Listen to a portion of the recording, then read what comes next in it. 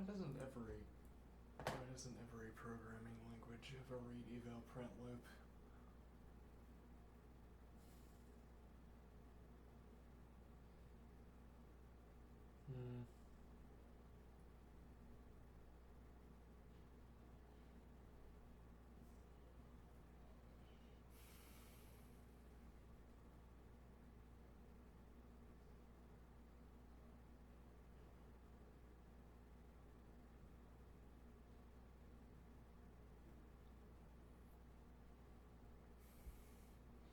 So I can't figure out how this statement is supposed to do anything for us, or how this statement is supposed to prevent us from nesting sets.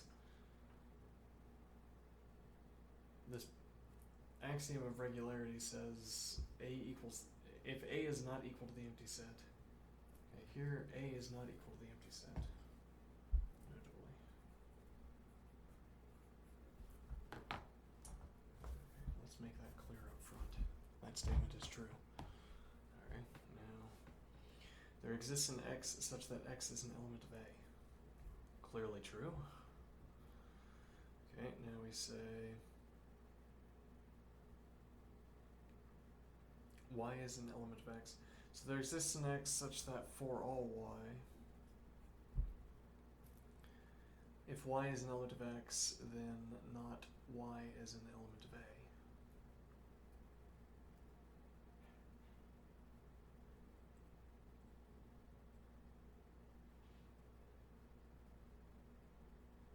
Okay. There it is, the set containing these elements 1, 2, 3. Because 1 is an element of X and not 1 is an element of A, and 2 is an element of X, then not 2 is an element of A, and 3 is an element of X, then not 3 is an element of A, are all true.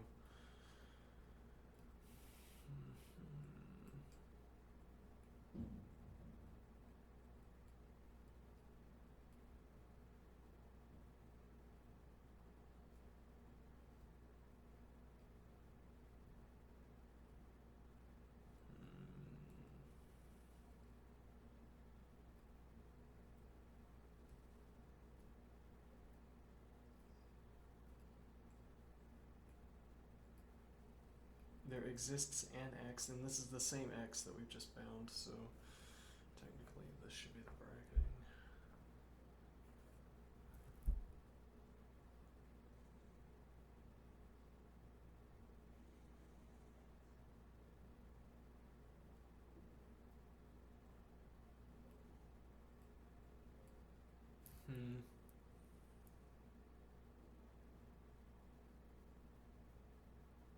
Actually, I wonder if we'll be able to ask the interlocutor questions about... interesting. Like if we work through the proofs with the interlocutor, will the interlocutor be able to follow along with some of these? We can get some input. What is this axiom supposed to be doing would be critical input here, because I do not understand what this axiom is supposed to accomplish. There exists an X such that X is an element of A, and for all Y, if Y is an element of X, then not Y is an element of A. Yes, that is true. This does not say for all X, if X is an element of A, then for all Y, if Y is an element of X, then not Y is an element of A.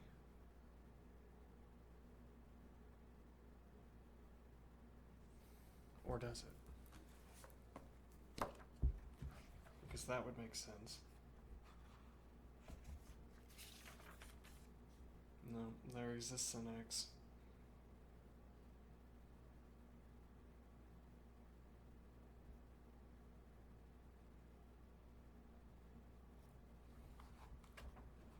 Is there an errata page?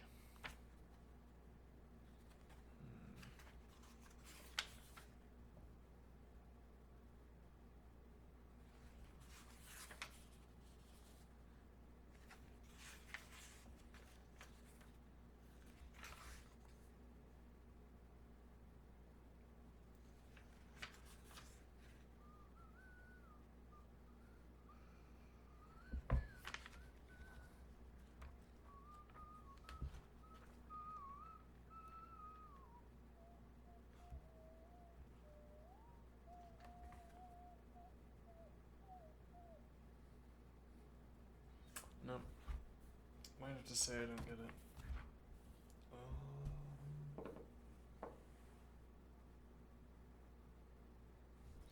Actually, let's see. Well, we could just ask Interlocutor, what do you think of the axiom of regularity? Might be able to get an answer out of that without knowledge about specifics.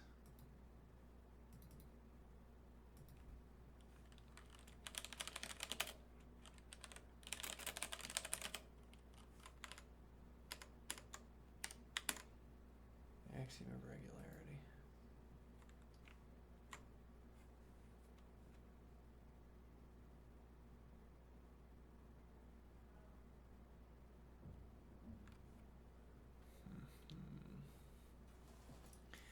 In mathematics, the axiom of regularity, also known as the axiom of foundation,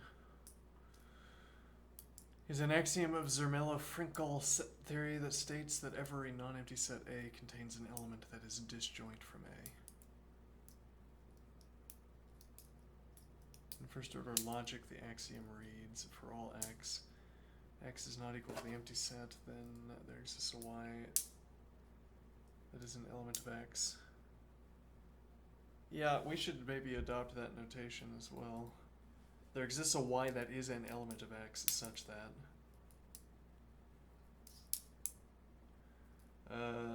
y intersection x is equal to the empty set. The axiom of regularity, together with the axiom of pairing, implies that no set is an element of itself and that there is no infinite sequence a sub n such that a sub I plus 1 is an element of a sub I for all I.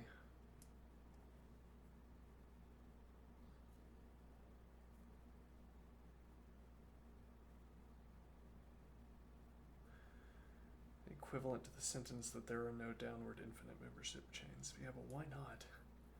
These people are so afraid of nesting sets. It's just it poses no problems for.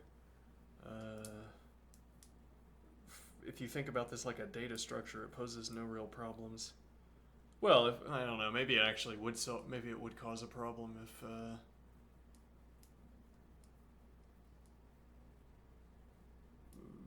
your data structure was infinitely nested. I don't know. But so far as I'm thinking about it, it's merely a navigation question. Asking about what the elements are of a set is merely asking where can you go in a network built out of sets next. If I have sets nested within sets, within each set there's an answer to the question of where I can go next. If I happen to be able to go back into the original set, it doesn't really pose any problem for me.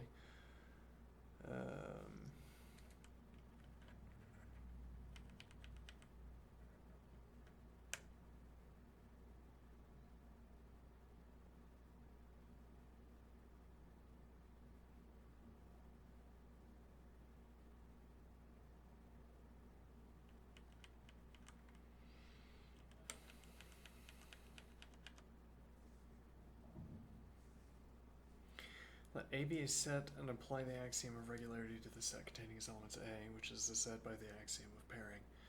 We see that there must be an element of A which is disjoint from A. Yeah, so this I would understand, because this explicitly states that y intersection x is equal to the empty set. Okay, but wait, what happens if I take that expression? Oh, that's a good question. Interesting. What if I take this expression y intersection x is equal to the empty set? Let's just write out this. For all A,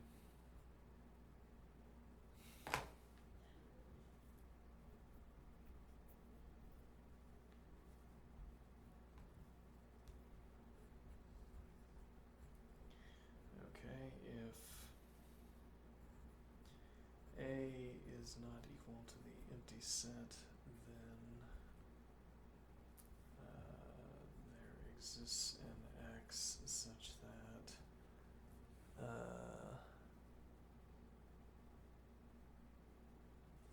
x is an element of A and A intersection x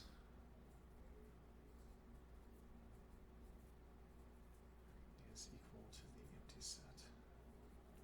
So we might want to say, could say there exists a B, capitalize it so that we're saying a set containing, other elements.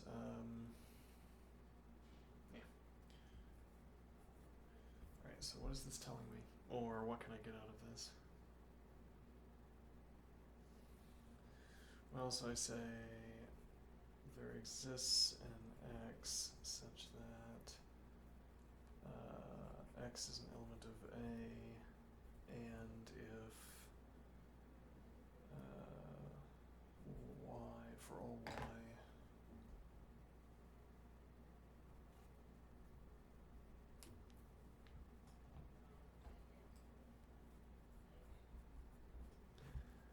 for all Y, if Y is, no, for all Y, not Y is an element of these parents.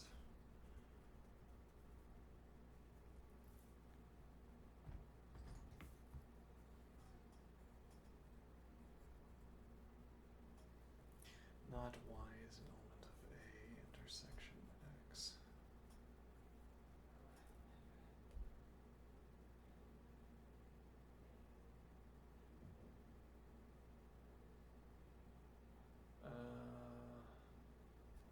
Interderivable with. We don't need this at the moment.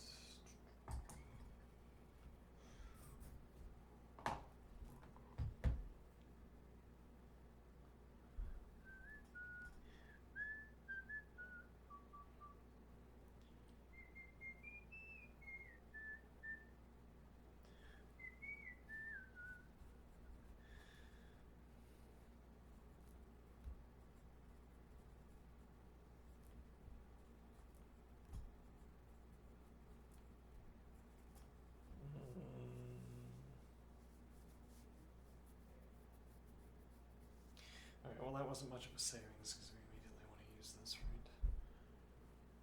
So this would be here, not Y is an element of A, or not Y is an element of X.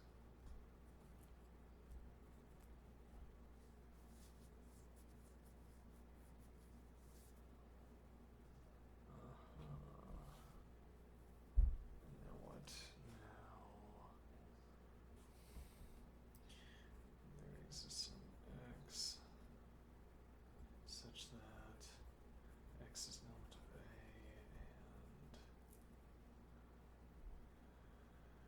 and let me see here.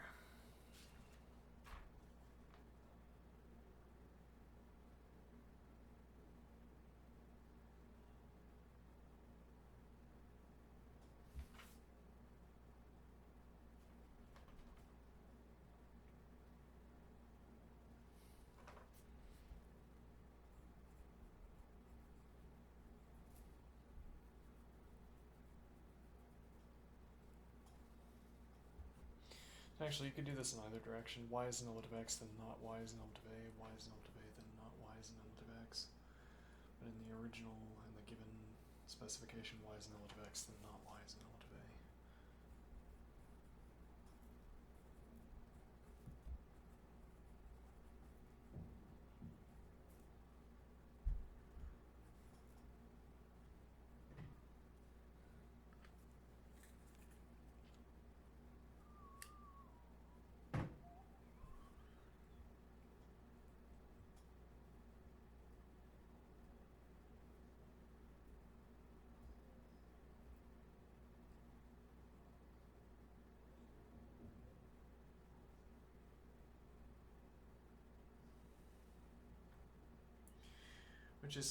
Which gets us back to our original expression. So the point would be, I mean, this is a lemma, right? We're observing that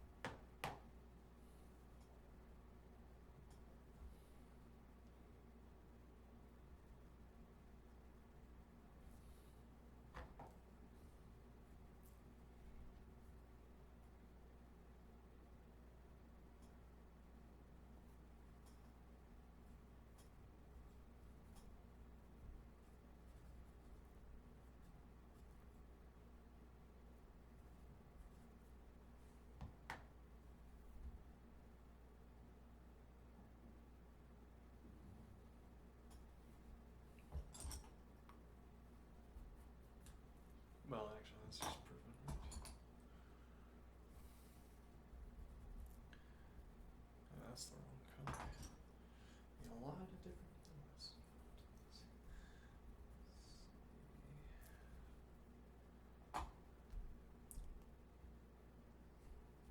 So what is my point here? So what we just proved is that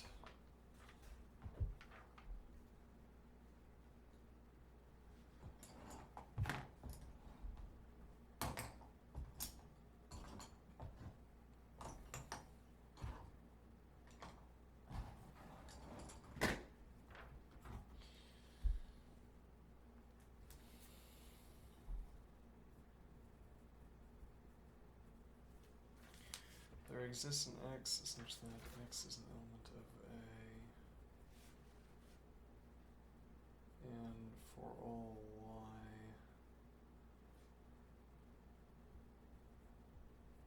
not Y is an element of A intersection X. It's nearly a malformed term just because of how awkward that negation is in the typography. And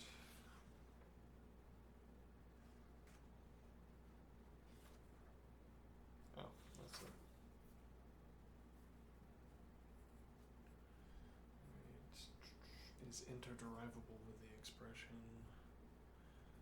there exists an X such that X is an element of A, and for all Y. Alright, fine, where is it? Oh, these onerous requirements for brackets.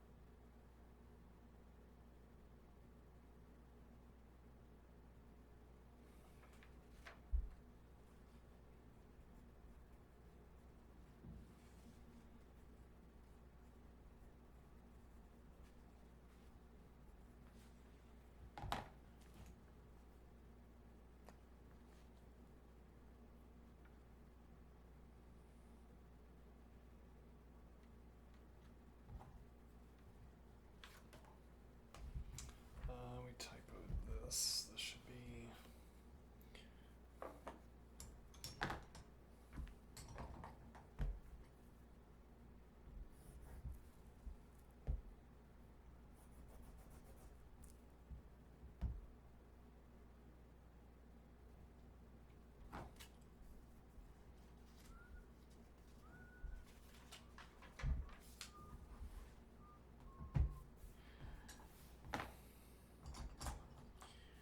so this is what we just proved, and what does that say?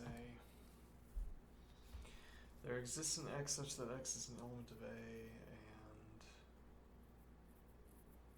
for all Y, not Y is an element of A intersection X.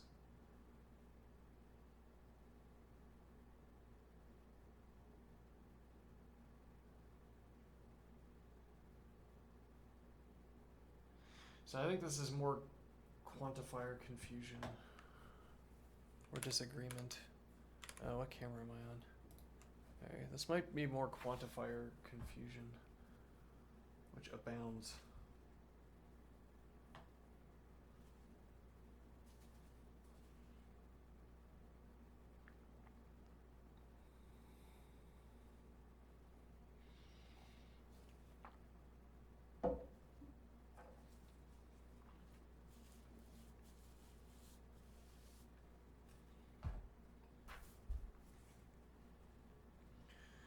There exists an X such that X is an element of A, and for all Y, not Y is an element of A intersection X, if and only if there exists an X such that X is an element of A, and for all Y, Y is an element of X, then not Y is an element of A. This statement, notably, is merely saying there is some element that is an element of A, which naturally falls out of the expression that A is not equal to the empty set. What this axiom gave us was that in addition, so whenever we have there exists an X such that X is an element of A, we also have some follow-up. This follow-up, to wit, is what the axiom gave us.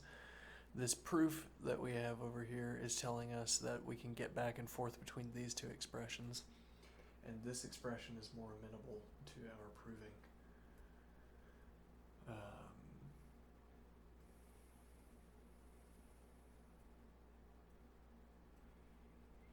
But again, this is quantifier confusion we're asserting.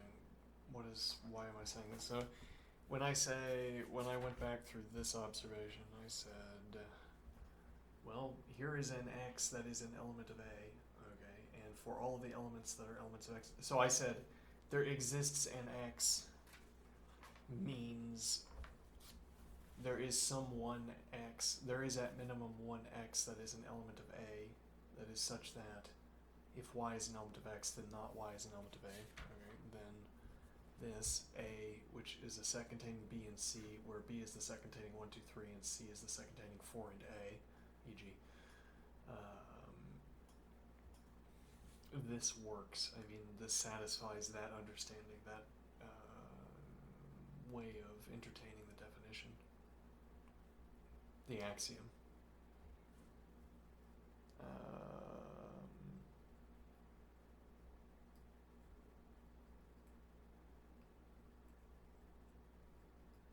Okay.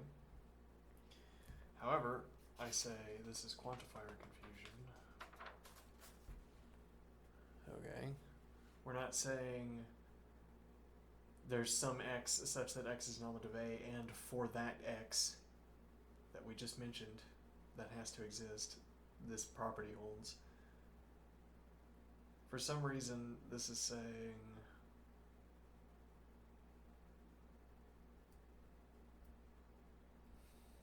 yeah, well, so for some reason we would want to be able to say, well, for this reason, I guess we'd want to be able to say,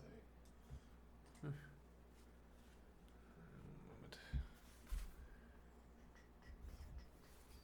We would want to be able to say, there exists an x such that x is an element of A, and for all x, and for all y, if y is an element of x, then not y is an element of A.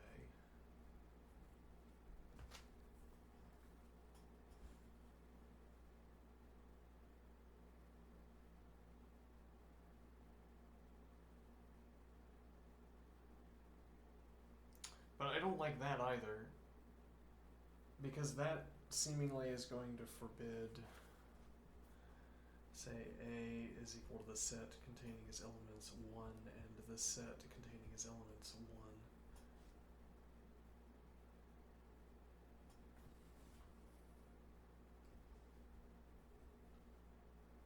And now the statement, there exists an x such that x is an element of A.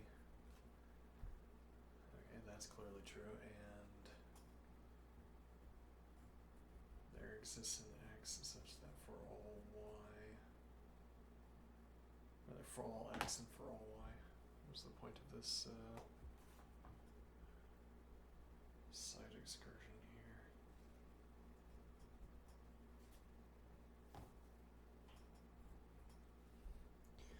There exists an x such that x is an element of A, and for all x and for all y, if y is an element of x,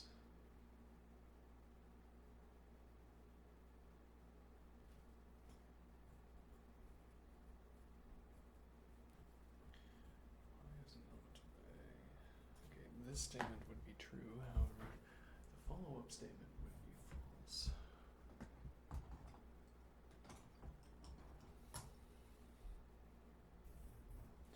Because we would have the statement, the set containing its elements 1 is an element of A, and 1 is an element of A, and for all S, if S is not equal to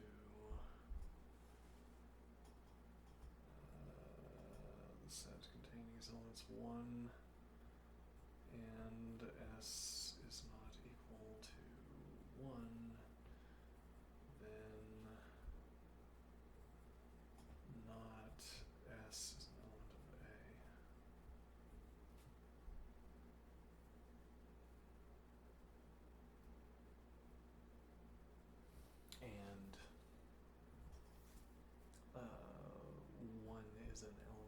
set containing as elements 1 and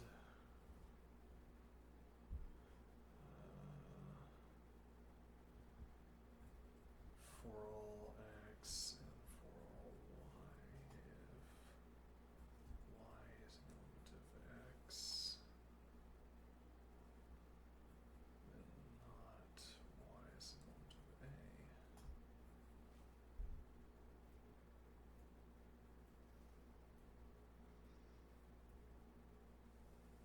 Okay, so y is an element of x. 1 is an element of the set containing its elements 1. Okay. And then y is an element of a.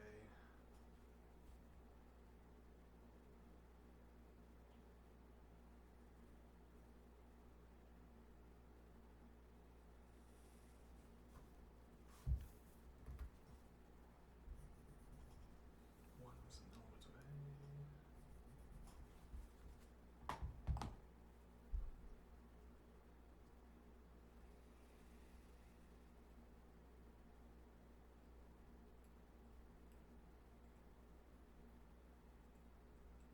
Alright, I don't think we actually needed this expression. We could have a color for that. Well, I guess we could do like this as the coloring. Look, because it says, look at this color. We didn't use it for anything. Similarly, we didn't use this expression for anything.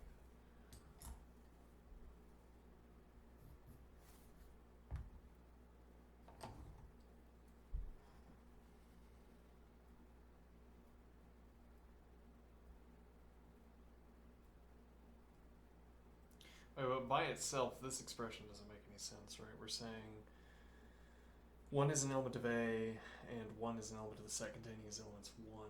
This was supposed to do work, but it didn't do any syntactical work. 1 is an element of A, and 1 is an element of the set containing its elements 1, and for all x and for all y, y is an element of x, then not y is an element of A.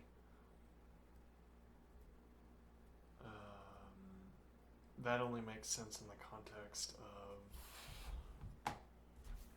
saying that x is an element. So that the x has to be bound, or else this doesn't make any sense.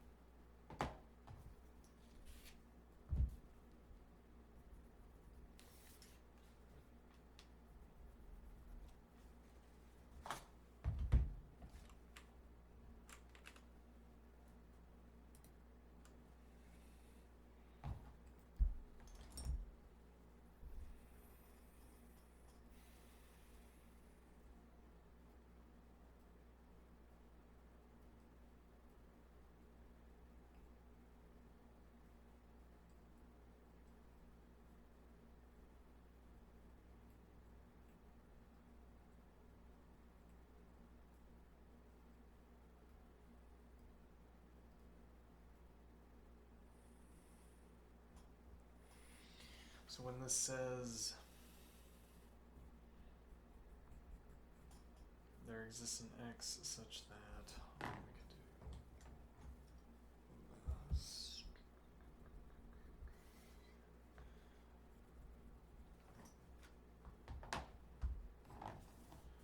There exists an x such that x is an element of A.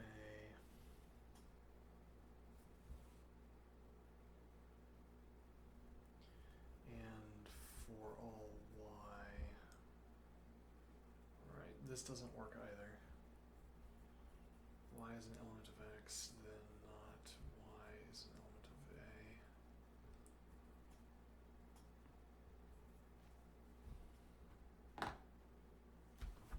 Because, once again, A is equal to the set containing its elements B, C, where B is equal to the set containing its elements 1, 2, and C is equal to the set containing its elements A. is supposed to be precluded by this, this is not precluded because there exists an x such that x is an element of A.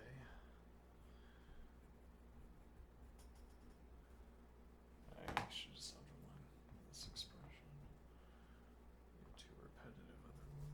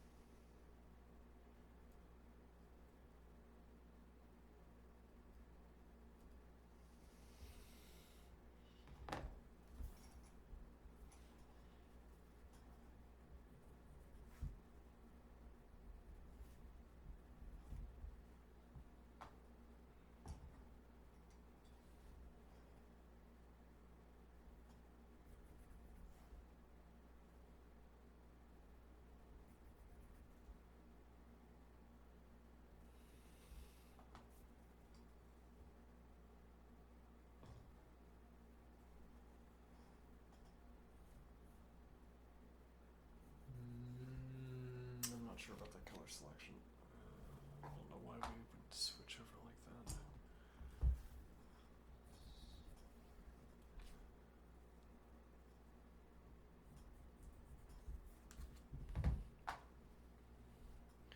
Alright, so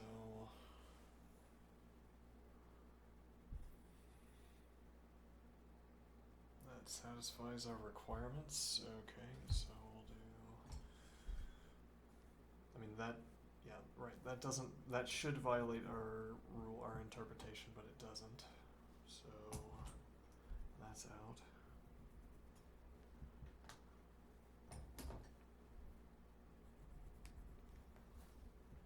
Okay, now what do we do?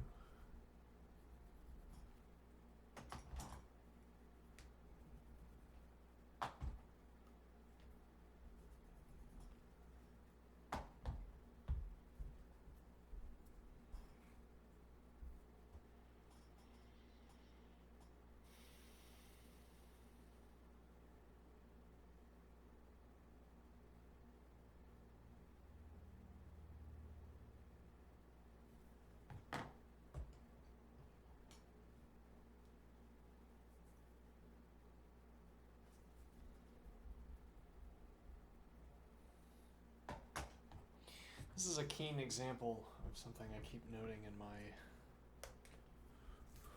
my sermonizing, my lengthy lecturing to myself in the dark. Notebook management error. Notebook management error. Okay. This was a notebook management error. What made it a notebook management error? What is the paradigm for a notebook management error? How do I pick it out? And it gets loose and I forget what a notebook management error is supposed to be.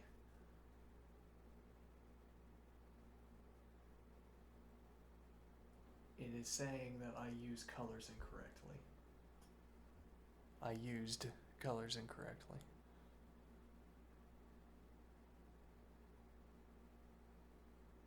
Huh.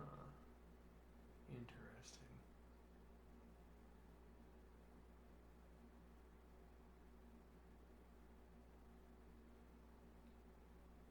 And what do I get out of that?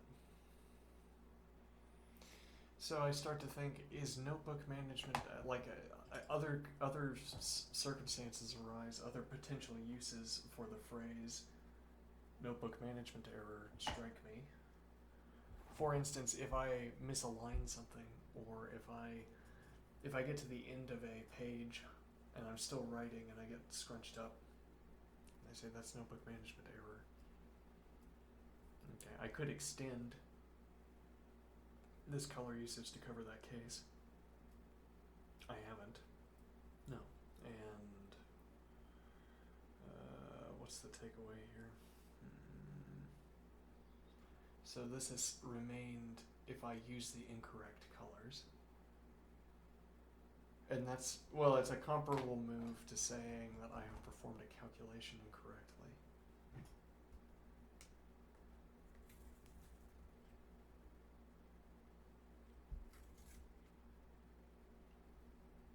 The calculation, though, in this case, is a calculation concerning which colors I'm supposed to use.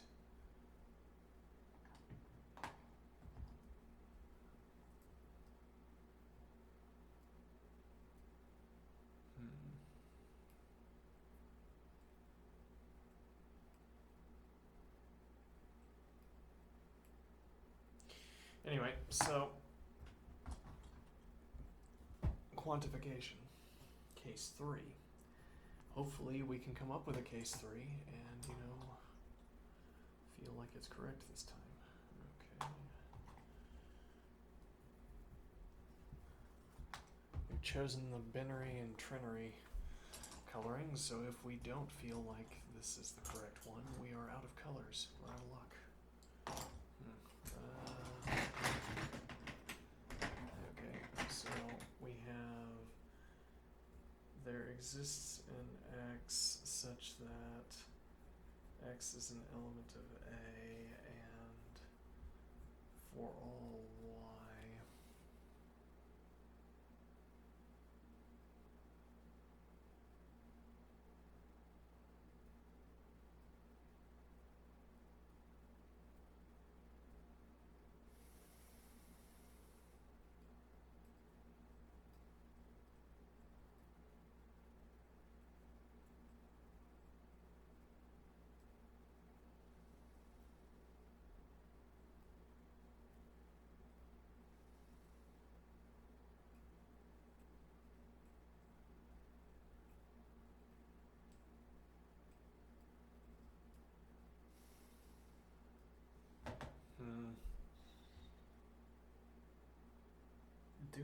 I might see something.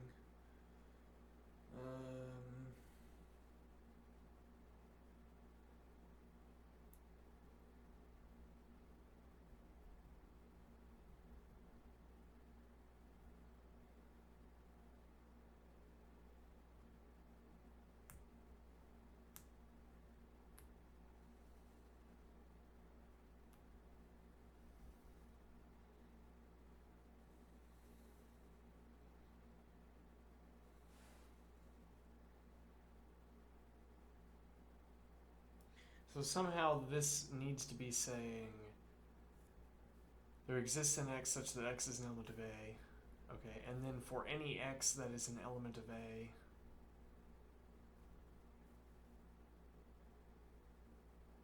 and for all Y if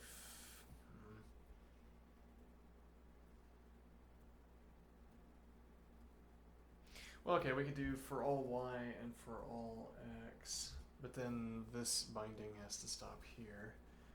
And let me say for all Y and for all X, if X is an element of A and Y is an element of X, then not Y is an element of A.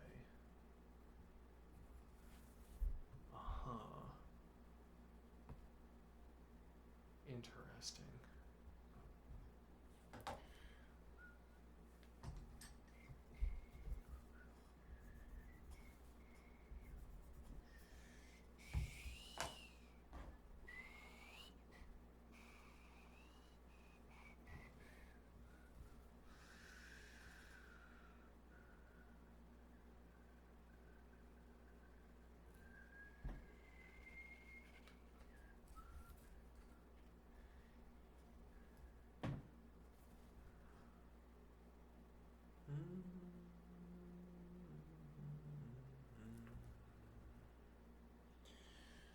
Well, we can figure out. Well, I think the thing to show here with this expression is that we're going to end up getting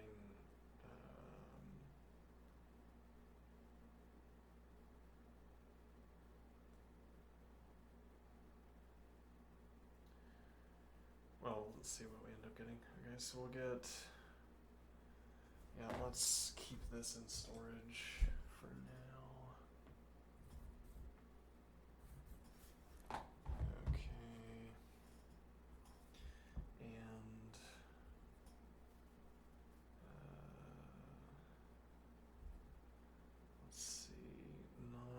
x is an element of A, or not y is an element of x, or not y is an element of A. Okay, we didn't need to keep that in storage. It was a one-term storage. So this is going to be, yeah, we'll do. All right, we have another color that is arguably a member. Well, one color and convention we were considering is that black is the end of every spectrum if we carry it far enough. And the idea would be that if I need an emergency last color in a spectrum, we could use black.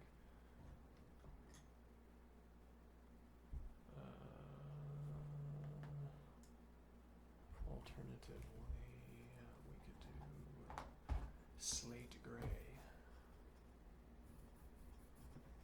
Okay.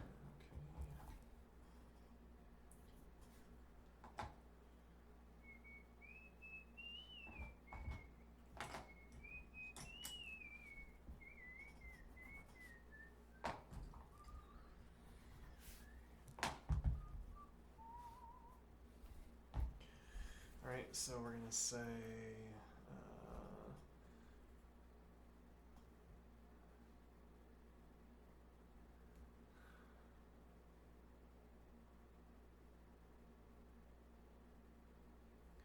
maybe there exists an x such that x is an element of A. We keep the whole thing, even the quantifier, and for all x, not x is an element of A. Okay. That's a contradiction one way or the other, I'm confident. If it is not a contradiction, then we need to rewrite our rules until it is.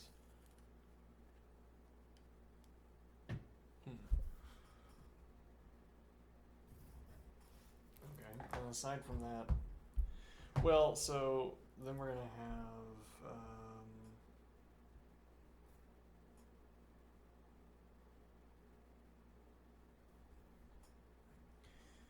there exists an x such that x is an element of A,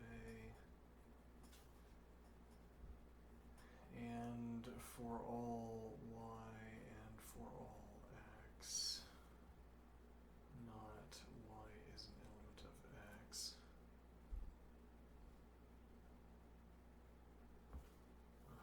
This is shaping up to be more reasonable, I think.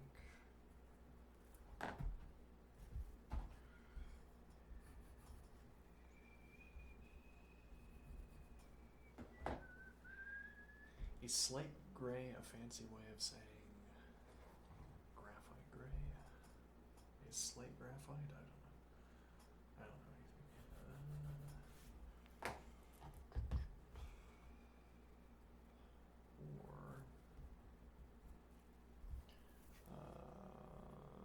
There exists an x. That's an excess bracket on the field.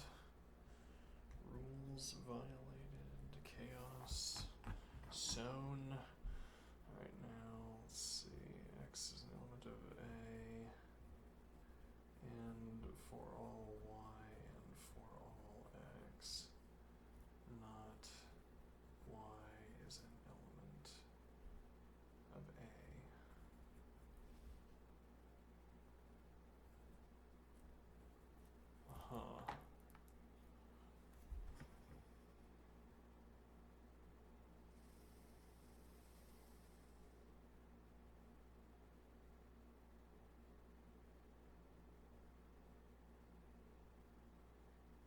Well, and we could do some alpha reduction, if that's the term I might be misusing.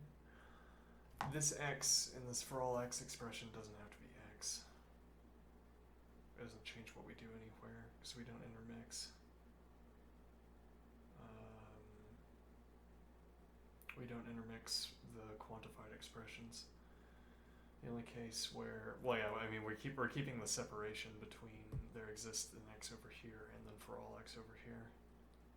These don't have to have any. Well, I mean, so for all x wouldn't have any special meaning anyway.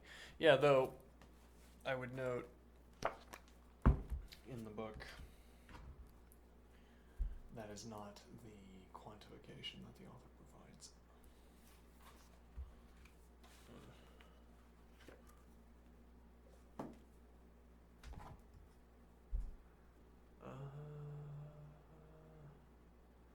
There exists an x such that x is an element of A, and for all y and for all x, not y is an element of A.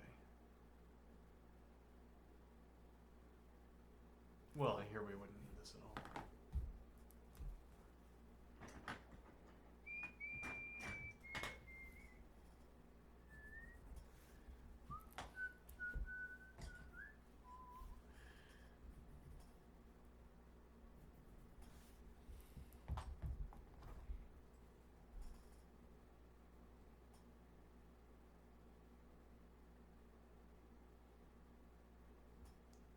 So this is saying,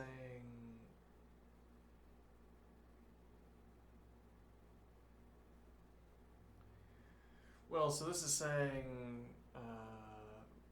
yeah, if we take this first expression,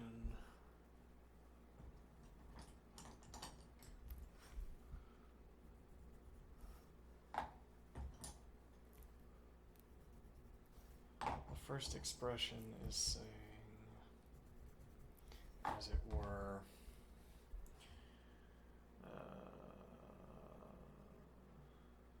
x is an element of A, and oh, you know, interestingly, this is the forward conditional only. We don't need biconditional. Interesting. X is an element of A, and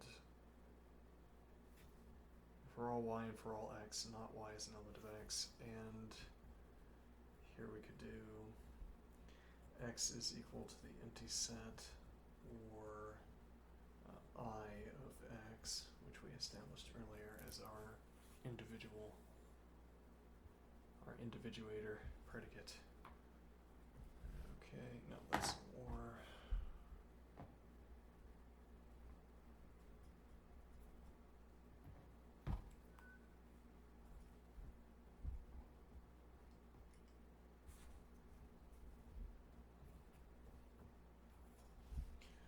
Okay, and then we say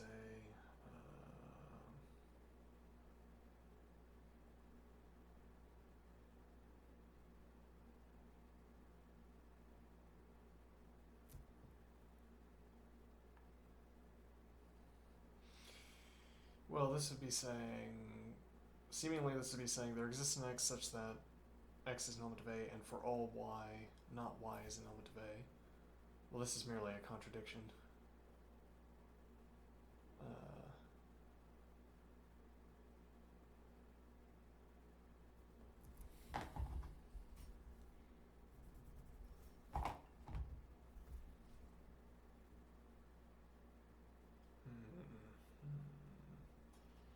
So we're saying that x is an element of A and not y is an element of, no, yes, for all y. So there exists an x such that x is an element of A, and for all x, merely to replace a little bit of alpha reduction to clarify, for all x, not x is an element of A. Okay, well that is a contradiction surely, which means that this must be the true statement. Okay.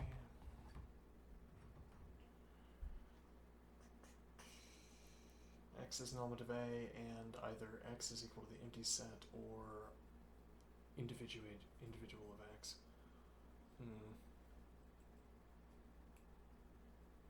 Okay, and this would still be saying there exists an x. I don't know why we keep dropping the quantifiers when we're asking a critical question in which the quantifiers are serving a critical role.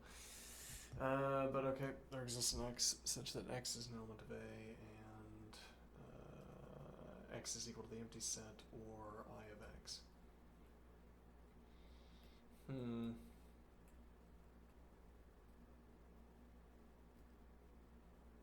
Which does not seem to accomplish what the authors want either.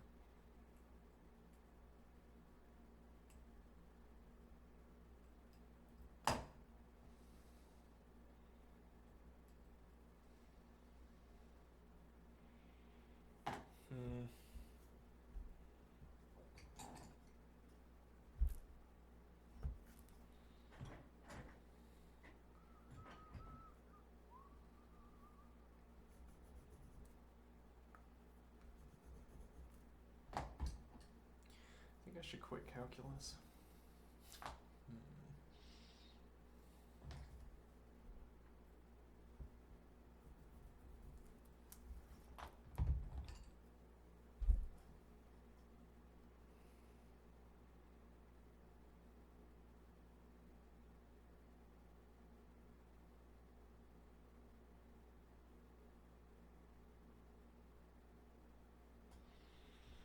Or try rather a lot harder to get it done. It's going quite slowly.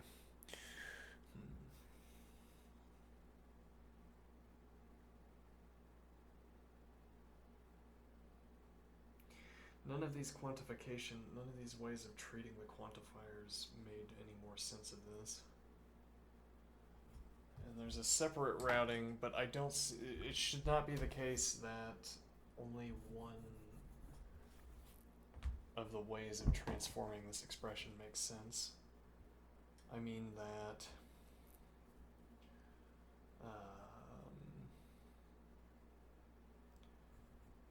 A is an element of A.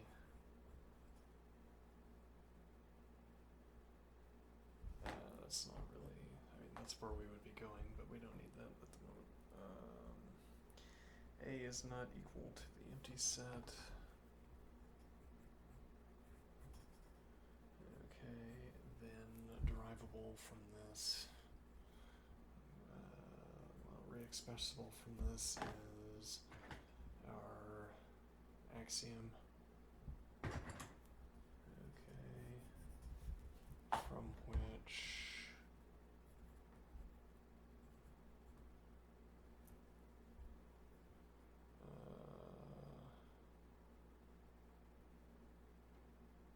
we can extract the expression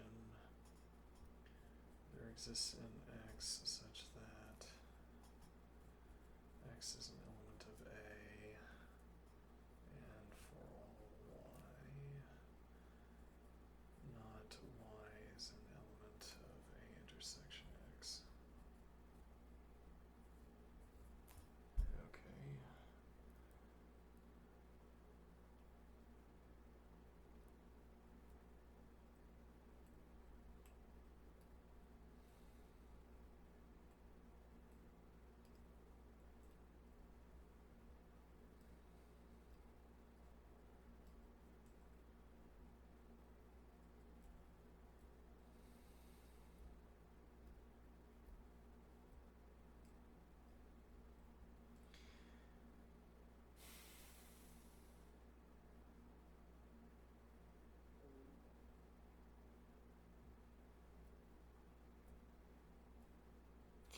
Well, actually, so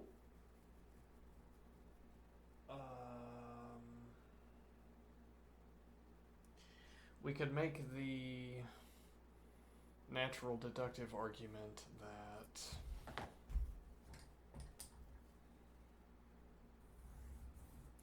if we're fond enough of natural deduction, we can say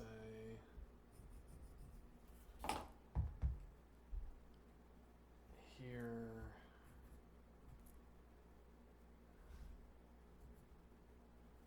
there you go, new symbol, we just put a little n in there for natural deduction. Alright, now if we allow for natural deduction, then we have there exists an x such that X is an element of A, then for all Y,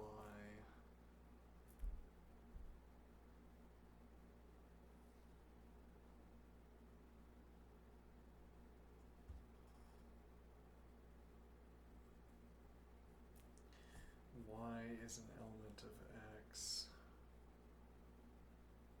then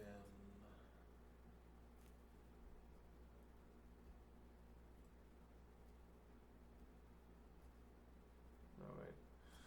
X is an element of A, then for all Y, not Y is an element of A intersection X.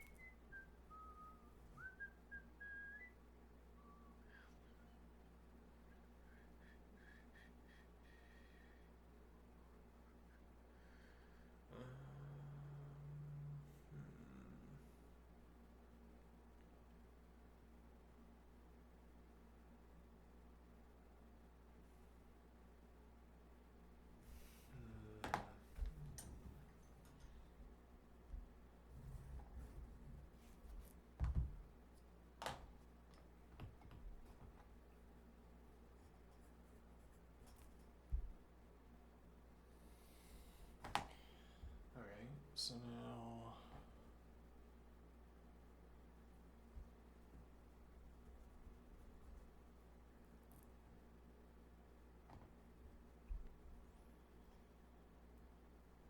okay, so the point actually this might be the point where we say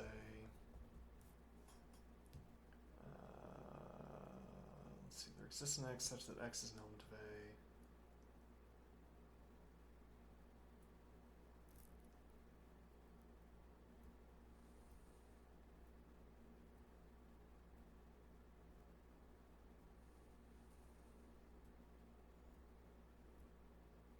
So this is a way of saying that.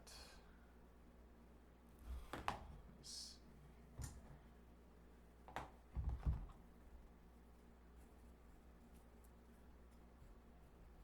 There exists an X such that X is an element of A, then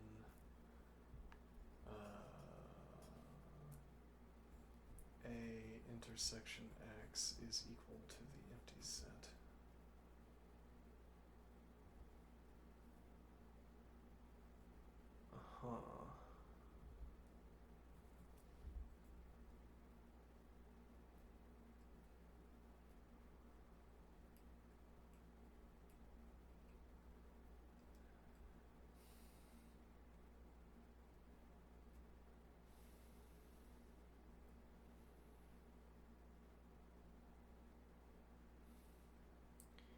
And now,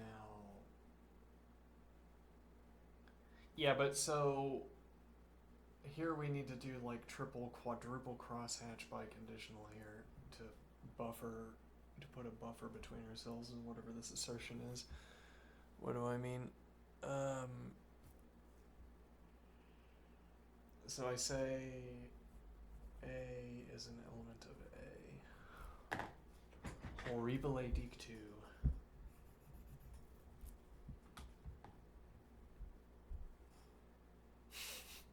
You can't have A be an element of A. That leads to a vicious regress.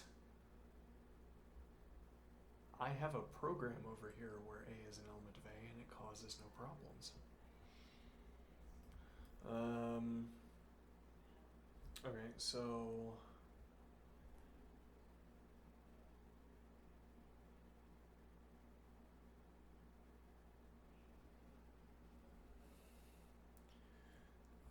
there exists in X such that X is an element of A, then A intersection X is equal to the empty set.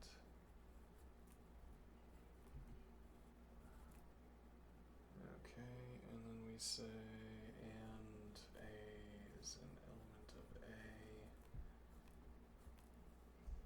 is interdefinable with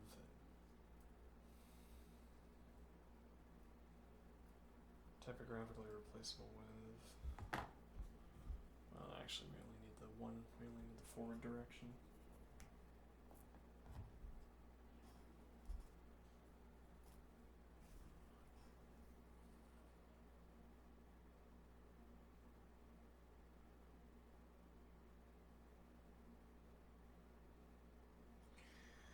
There exists an X such that X is an element of A, then A intersection X equals the empty set, and A is an element of A.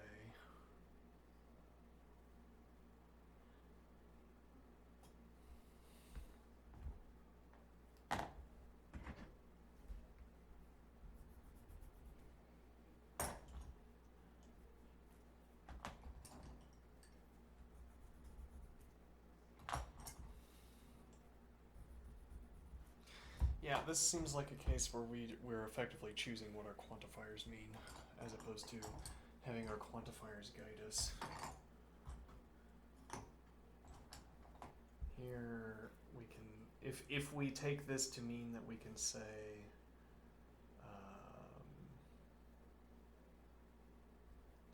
if A is an element of A, then A intersection A is equal to the empty set.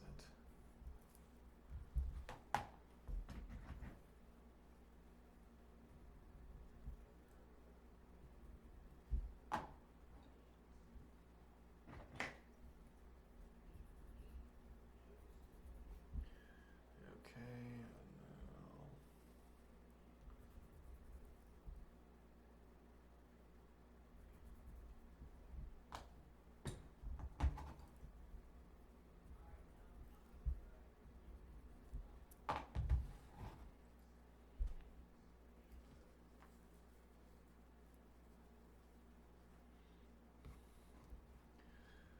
okay, and now, let's see. A is an element of A, then A intersection A is equal to the empty set.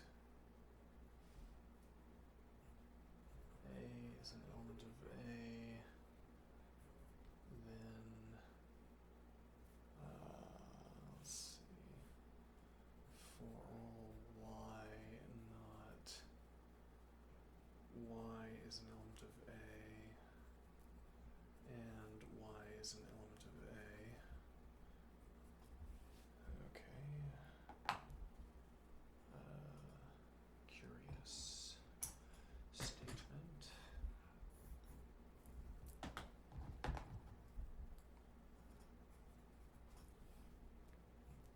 A is an element of A,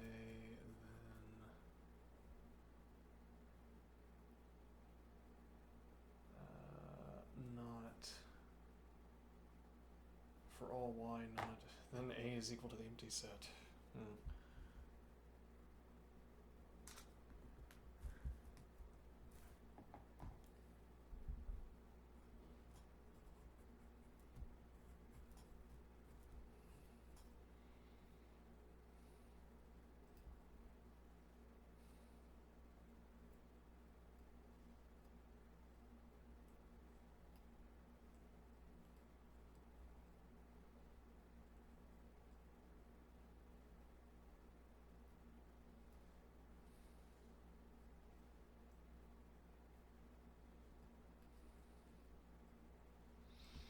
Well, then here we could always and on, and A is an element of A. ourselves that, from which it is derivable that A is equal to the empty set.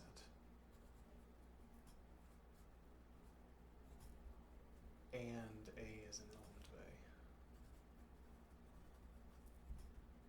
Okay. Which is a contradiction. Well, it was saying, if we wanted this even more pedantic, yes, let's keep going. For all y not y is an element of A, and there exists an x such that x is an element of A. Okay. Surely this is a contradiction. At this point, yes. So that gives us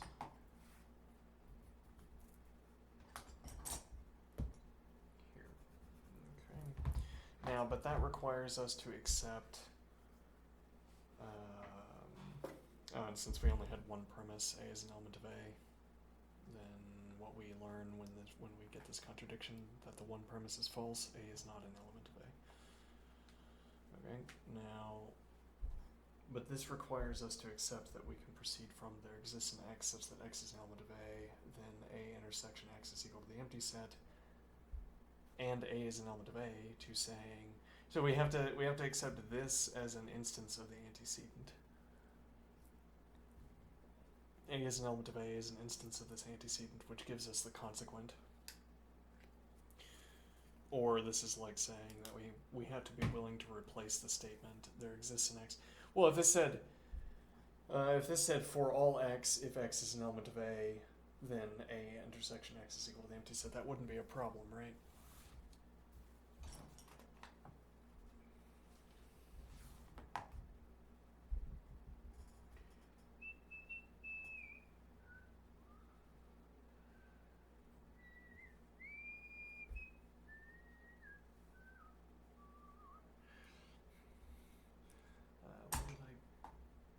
How do I keep dropping? Oh, there we go. Let's see.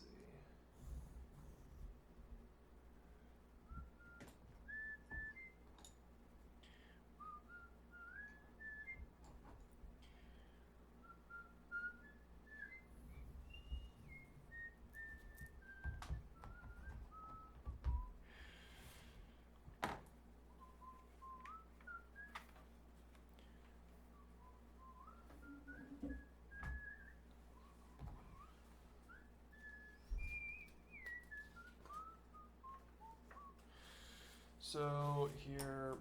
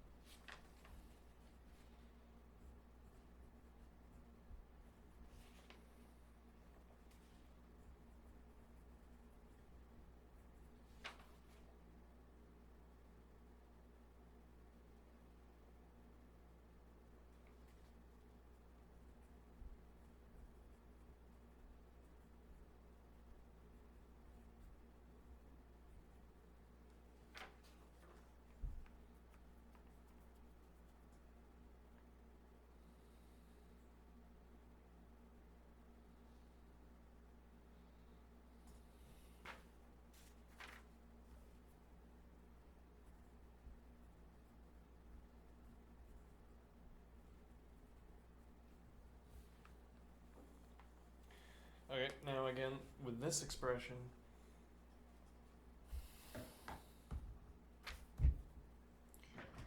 first critical observation, for all x, x is an element of A,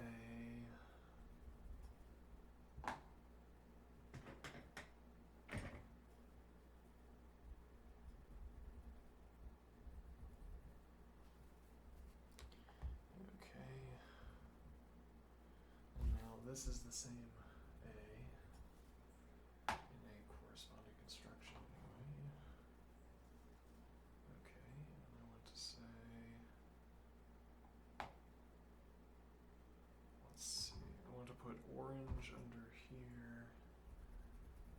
way of comment, I want to say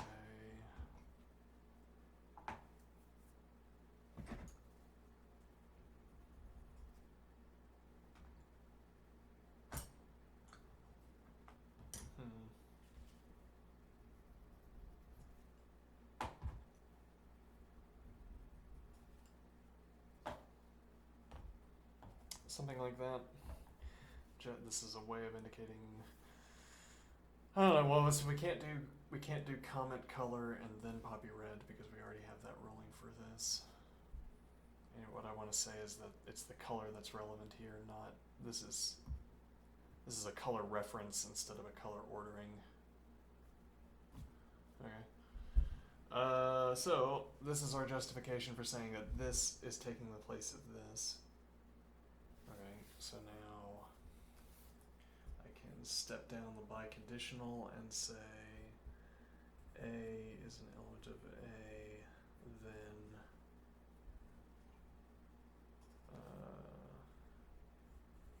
A intersection A is equal to the empty set, and A is an element of A, then nope. That needs to be conditional forward.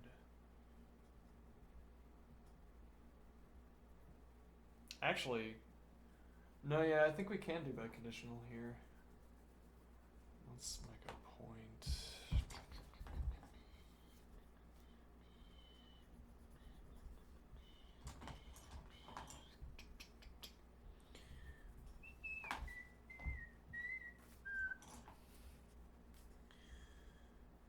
P, then Q, and P is interderivable with not P or Q and P, which is interderivable with P and not P or P and Q. This is a contradiction. So we have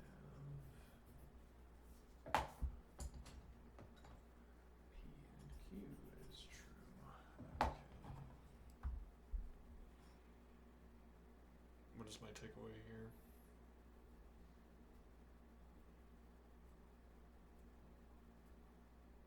The P in this case is A is an element of A, and the Q in this case is that. Right, so we can, the point is that we can simplify this down.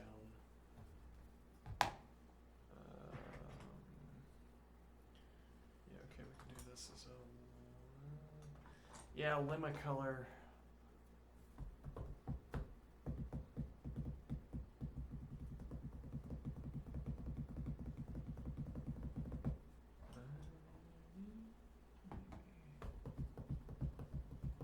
Could be yellow, but we kind of want that for conjecture.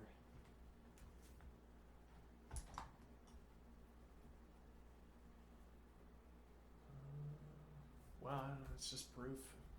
Limit is more of a label than yeah, well, this is also more of a label. Let's see, so let me exit this sort of side argument,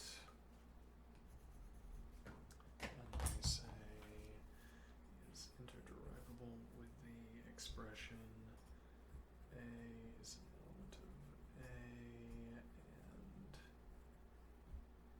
A intersection A is equal to the empty set.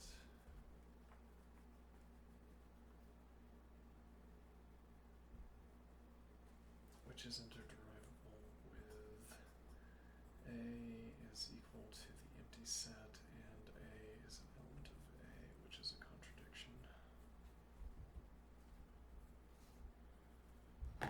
Is proven that this is interderivable. Rather, I should be doing this. Yeah, okay, and then this is a contradiction. Okay.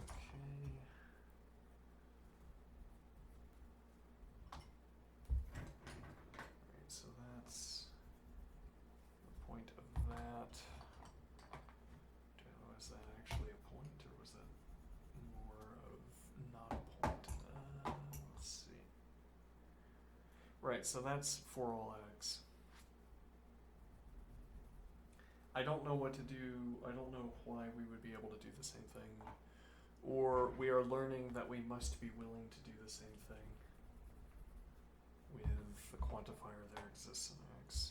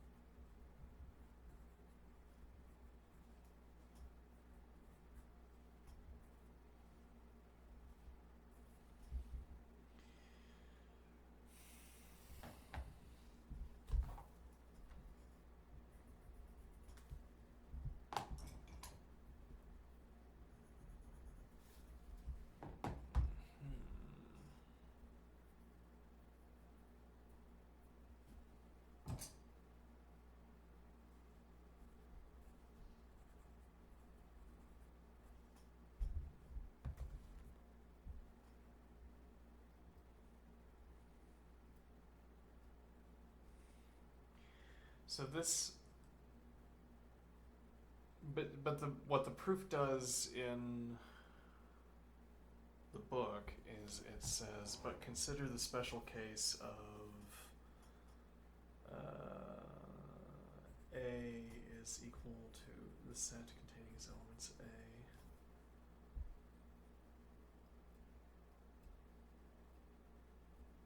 So this is either bending our conception of quantifiers, or it is bending our conception of what a proof by contradiction can accomplish. What do I mean? So this says A is equal to the set containing its elements A. Okay, now clearly A is an element of A. Clearly. Okay. And now we say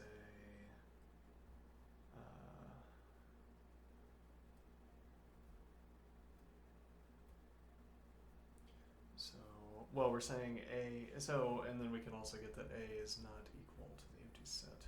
Okay, critically. So we say A is not equal to the empty set because A is an element of A, and then from this we get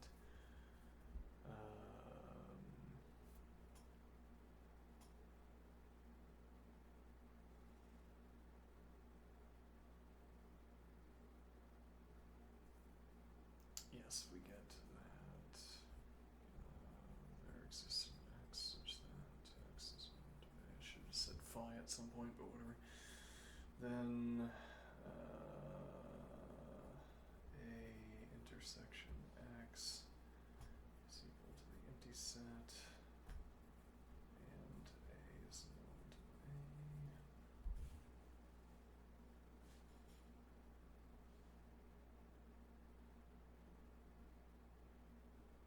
A. Okay, so in this case,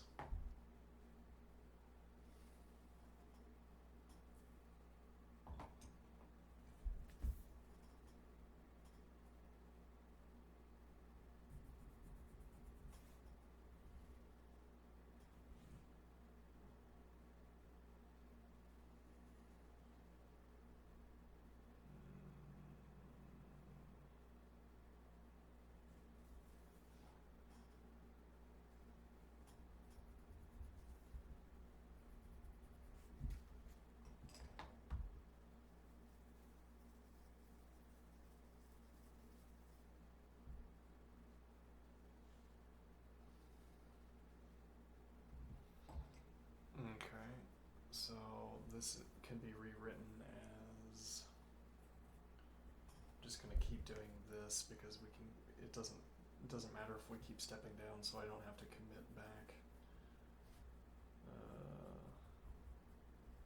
There exists an X such that if X is an element of the set containing its elements A, if and only if, this is interderivable with the expression, so this is our first time, well, maybe not our first time intervening like this, but we're going to intervene with Tuscan red and get the redefinition in situ in place. X is an element of the set containing its elements A. This is saying X equals A. Okay.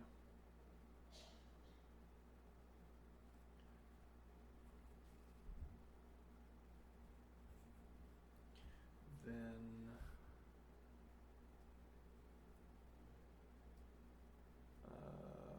let's see. The set containing as elements A intersection A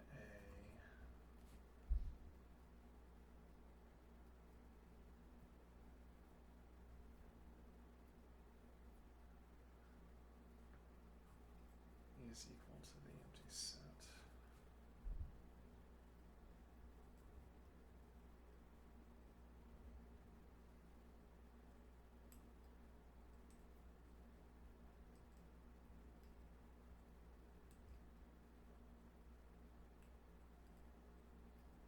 Does that make any sense? Hold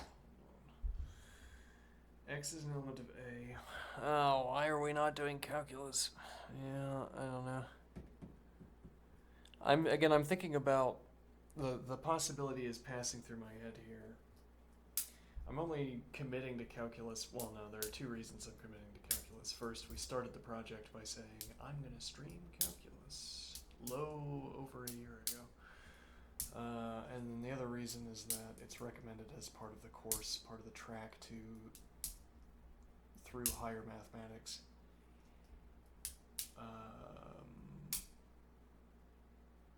Well, and if we ever want to study analysis, it would be required to pass through calculus. So yes, there's the direct payoff that we want, which is studying constructive analysis, but the alternative is that we stick more to the discrete side, and to wit here, learning lean. We could expand our learning lean hours. I mean, actually, if we really wanted to commit, we could do like, I don't know, we could do like 4 hours a day of lean. If we gave over calculus and we got out of set theory at an appropriate time.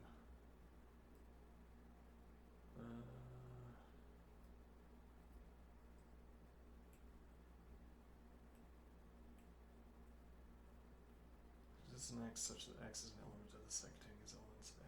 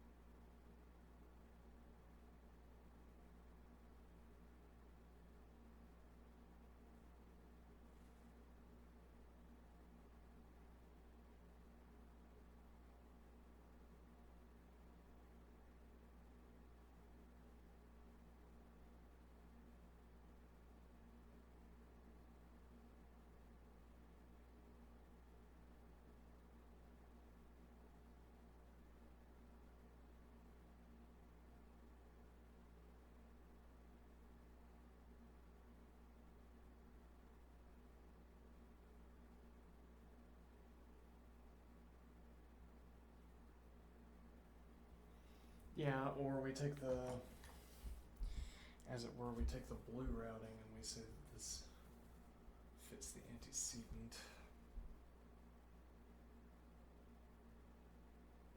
with x is an element of A is an element of A, and x giving us the expression that A intersection A is equal to the empty set.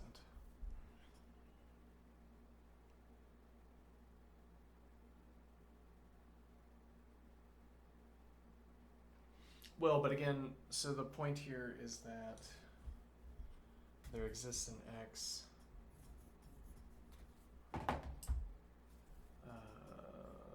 there exists an X such that X is an element of A. Okay, then A intersection X is equal to the empty set. And A is an element of A, and for all S, if S is not equal to A, then not S is an element of A.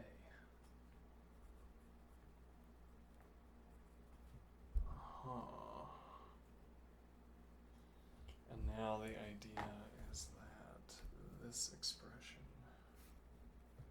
Well, so I mean now maybe we could do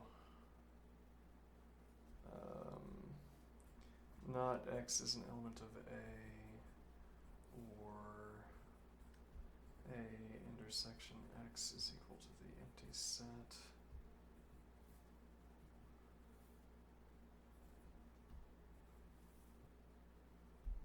And now we do some distribution, this horrible distribution. This is terrible.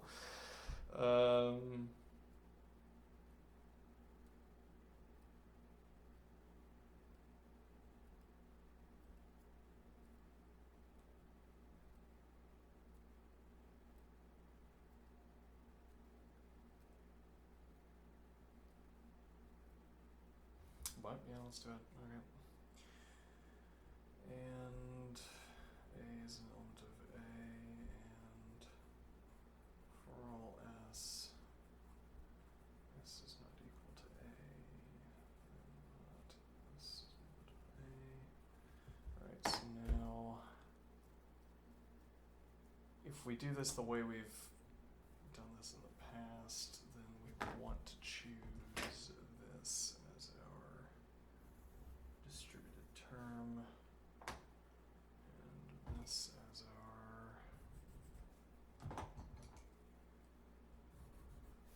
distributed two terms.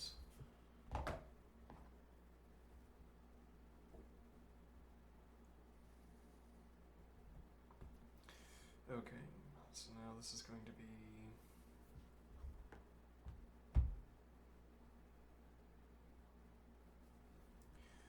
not X is an element of A, and A is an element of A, and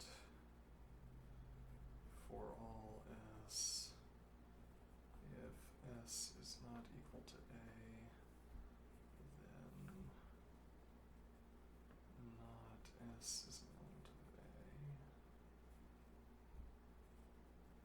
Okay, or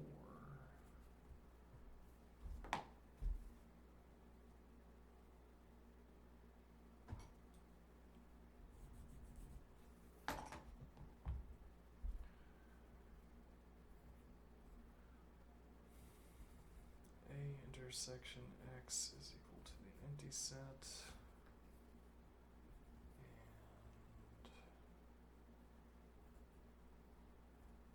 A is an element of A, and for all S, dot dot dot. Okay.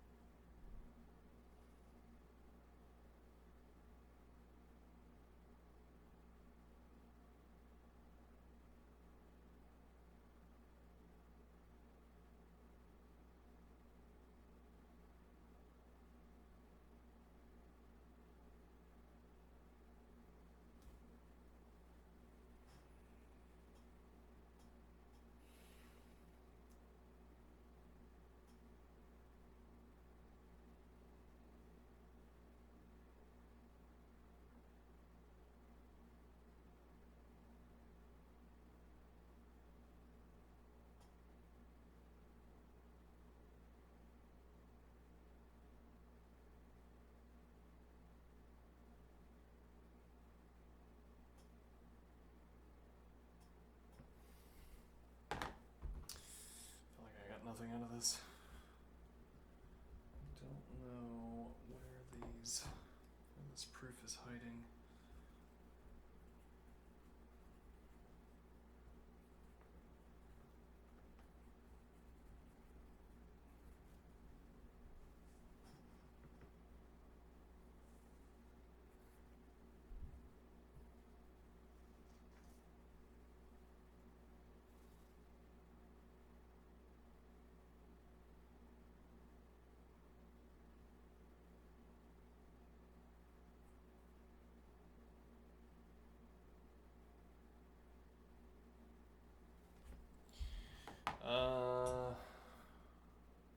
Let me go back and have this as Poppyland.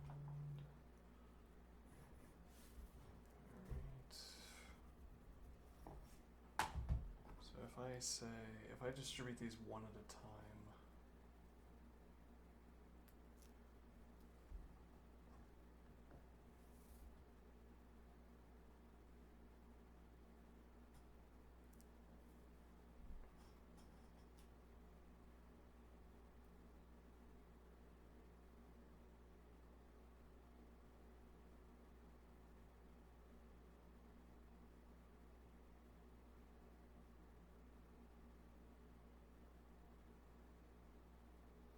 well, yeah, I can talk my way through making sense of this a little bit.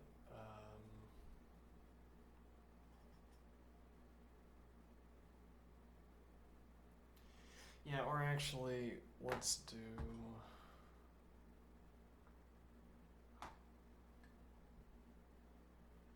call this notebook management.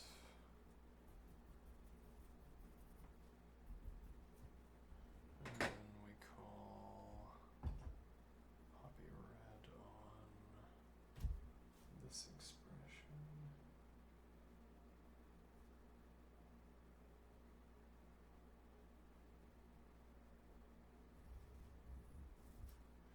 Okay, so I say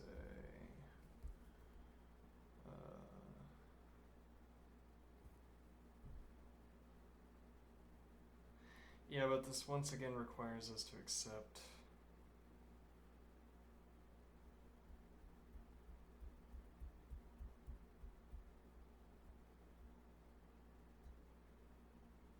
I don't know. I mean, if we say even if we keep the there exists quantifier, there exists an x such that not x is an element of A, and or rather not x is an element of A, or A intersection x is equal to the empty set, and A is an element of A.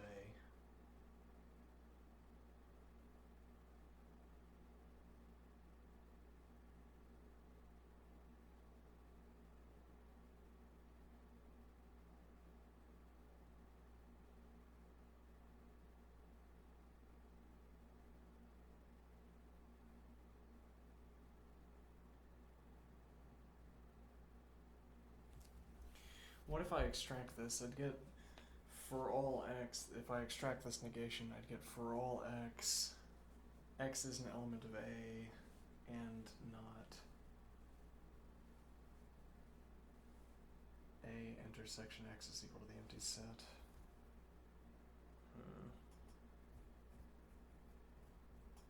For all x is an element of A. Let's good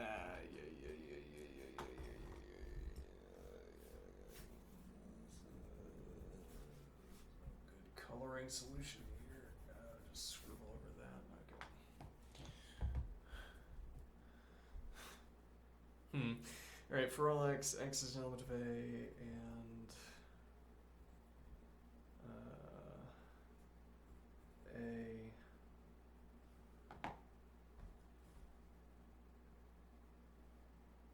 rather, and not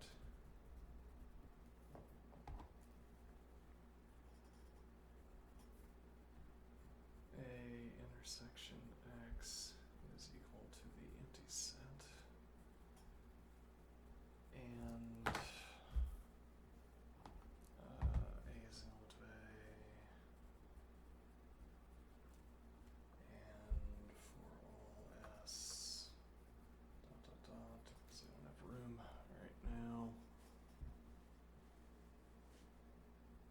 this is a big negation up front, right?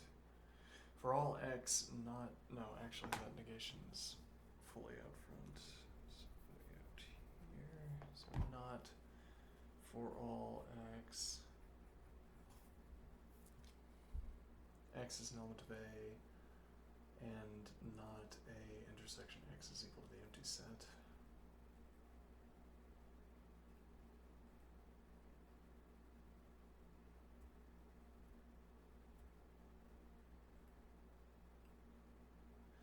Well, what is this expression doing exactly?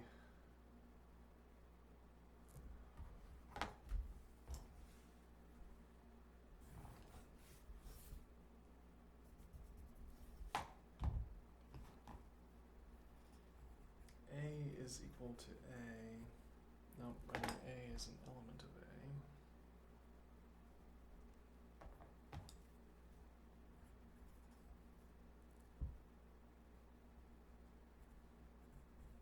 And for all S, not S is equal to A.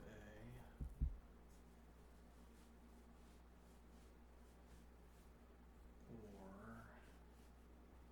not S is an element of A. Okay.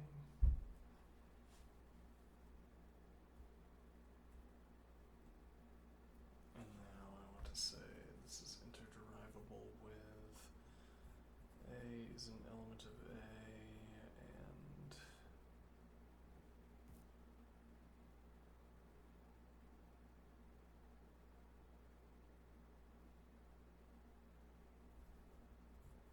S equals A, or A equals A, no, A is an element of A, not S is not equal to A. Nothing strange going on there. Nothing fishy going on there. No, that's fine. A is an element of A, and not S is an element of A.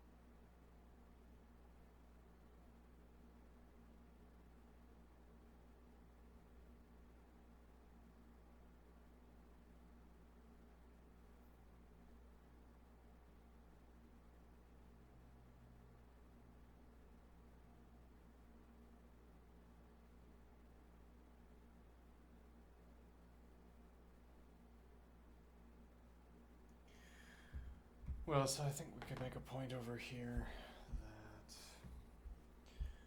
this expression will be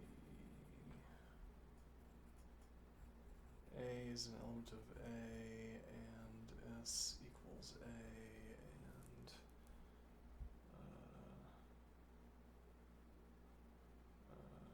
S is an element of A.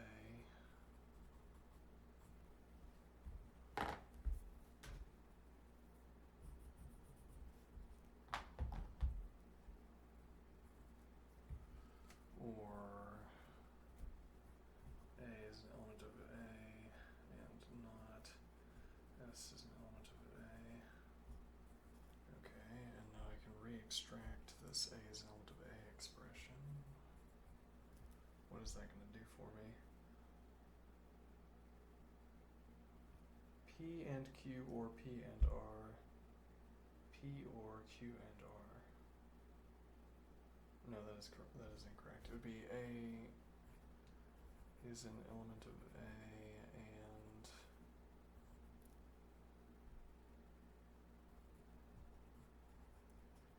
S equals A and S is an element of A.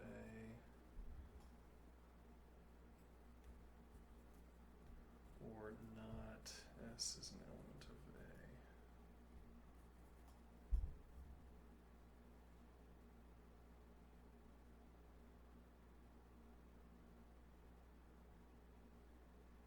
Okay, that's just gone around in a circle, unfortunately.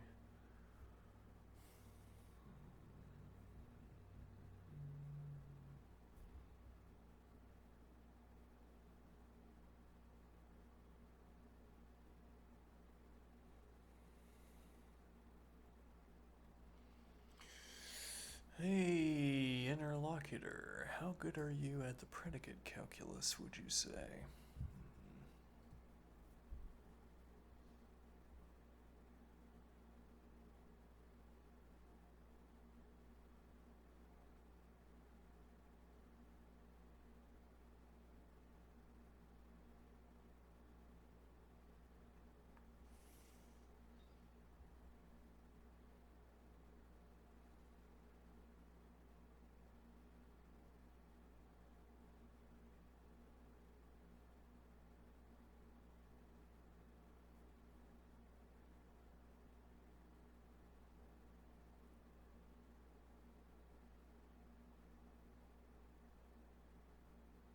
Yeah, so this is again this expression is one that only makes sense with the full expression. A is an element of A, and for all S, not S is not equal to A. Fine, S is equal to A, or not S is an element of A. Okay, now if I distribute that quantifier, or if we say A is an element of A, let me see.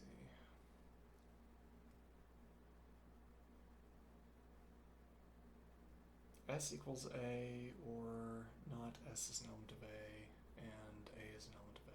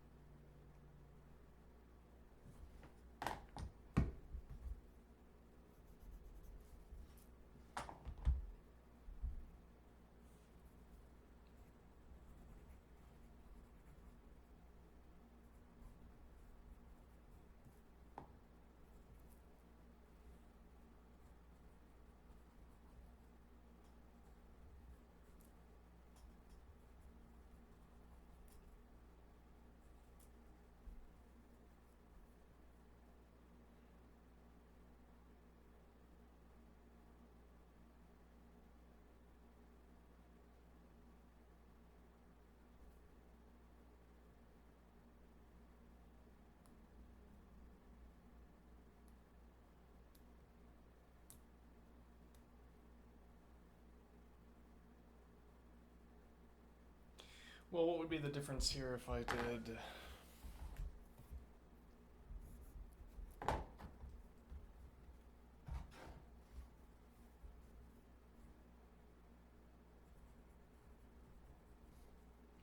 A is an element of A, and for all S, S is an element of A if and only if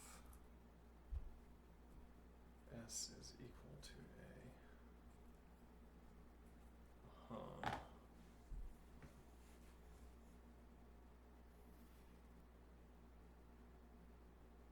It gives me conditionals in both directions.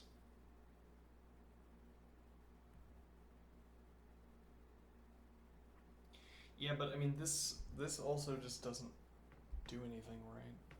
What do I mean? So if we have A is an element of A, and for all S, if S is an element of A, then S is equal to A, and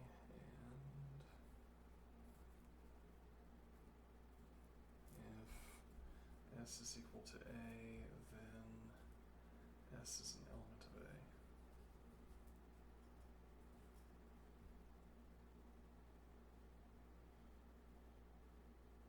Well, A falls under for all S. Yeah, but I mean, we don't want to combine these expressions, right? But actually, also, we don't need to combine these expressions.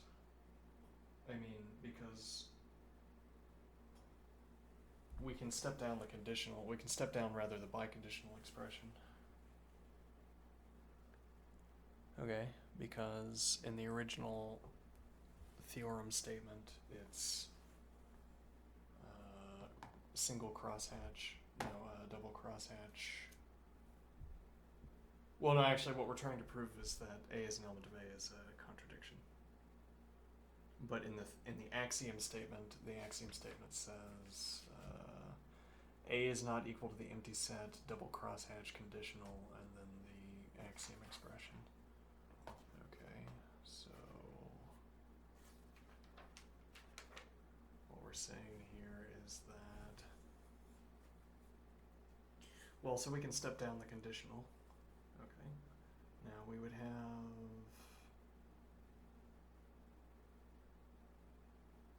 right, so we have this anded on.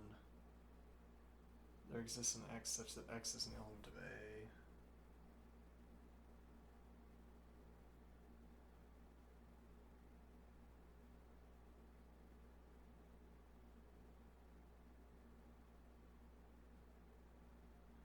Yeah, well, actually, I think that is a little bit easier to solve. What do I mean?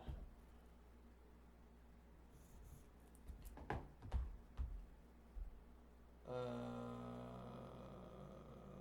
me see. So if I say there exists an X such that X is an element of A, and let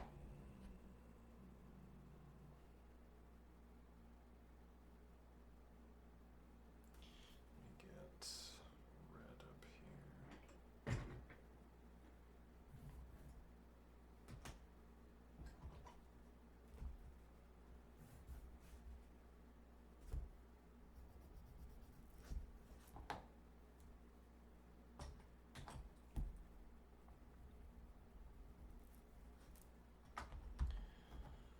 There exists an X such that X is an element of A.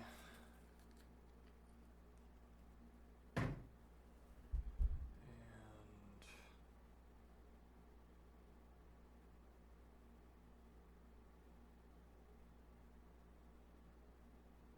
not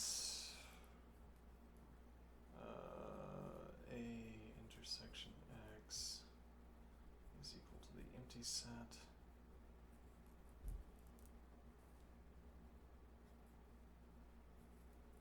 Okay, and that is interderivable with saying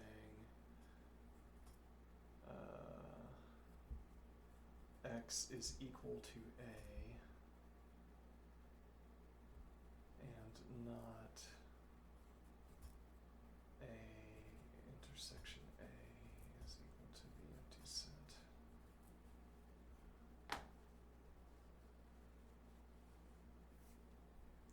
Because the statement there exists an X such that X is an element of A in this case is only true of A.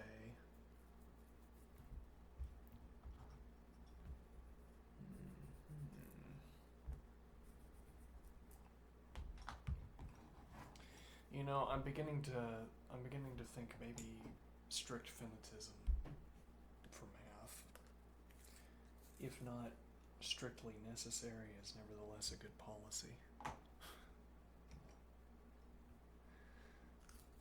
Don't trust anything you do in math. Unless if you're getting paid to trust what you're doing, then just, go along with it.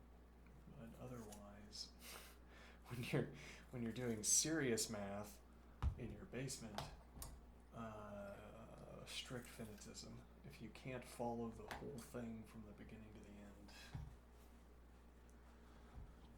if it is not perspicuous. Yes, this unfortunately has become a jumble of colors. Yeah, though a jumble of colors where on the very next page I could restructure it so that it was not merely a jumble of colors. I'm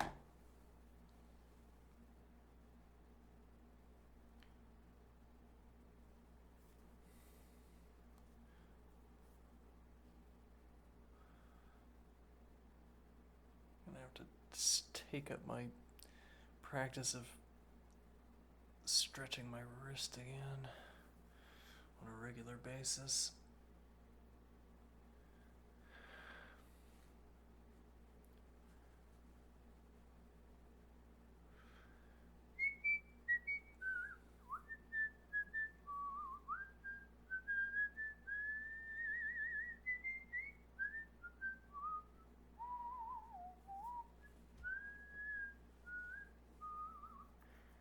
So what is this shown?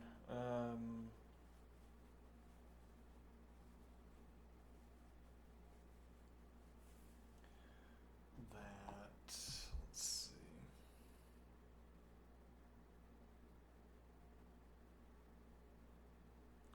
So if we go back up to this expression,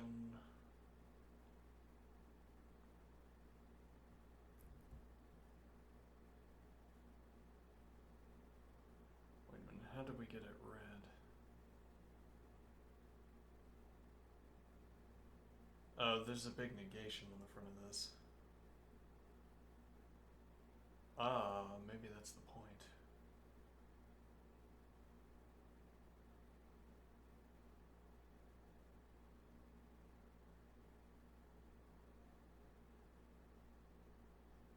I don't know. This has become mysterious to me. I think we're going to lose this one. You want to see if we can do an easy LeetCode problem in 20 minutes?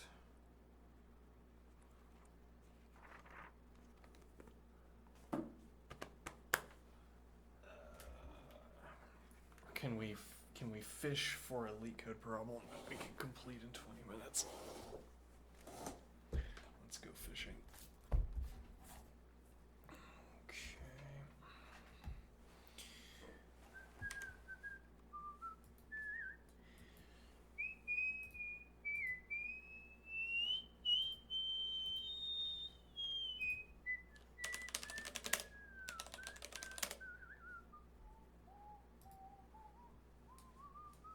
Quickly land a job. Sign in.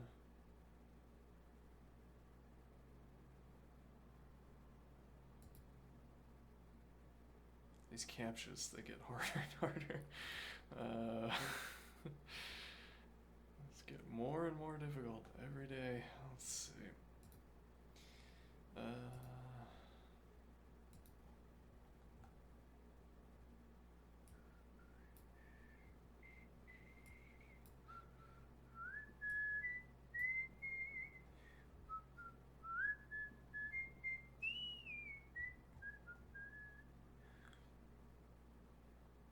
Not string matching in an array. No, no, no.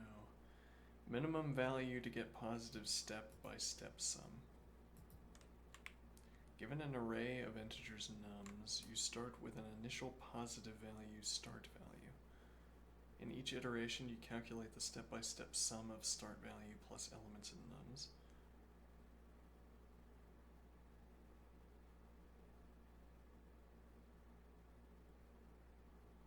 Return the minimum positive value of start value such that the step-by-step sum is never less than 1. I see. Yes, I think we can do this. Well, so this is merely asking us to find the maximum negative value, right? And then... Yes, well, you know, it's an easy problem, but there are many easy problems. And we have to do a lot of them, so if some of them happen to be easier than others, fine, whatever. I'll take it.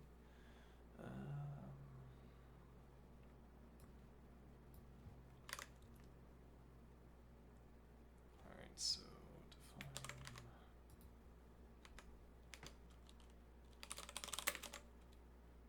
Okay, now what do we want to do?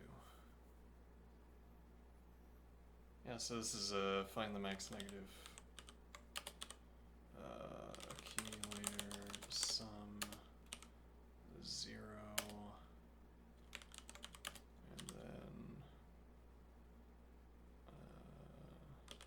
max negative sum.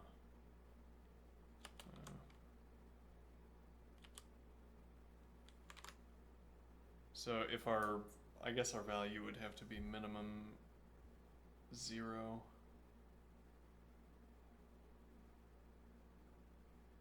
Minimum 1, I guess.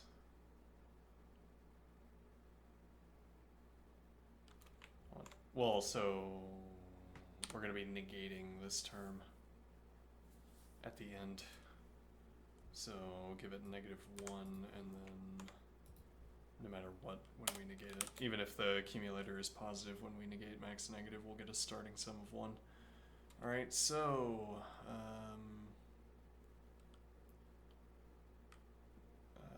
if null nums star max negative sum -1, else let active, actually, we might not need a let definition.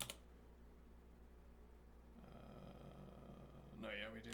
Let star even active num active integer car nums and current accumulator sum plus accumulator sum active integer. Okay. No, yeah, we don't need a let definition. We can just do min start value cdr nums plus accumulator. Okay, yeah. There we go. Car nums, and then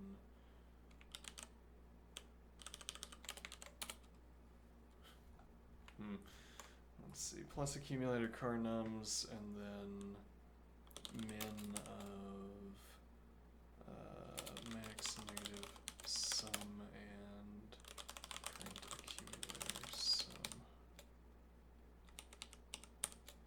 Okay.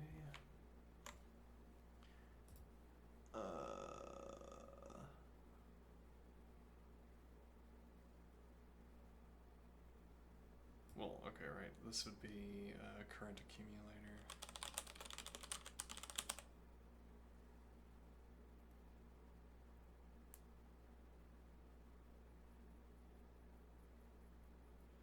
Okay, so we don't need this binding because we can just do car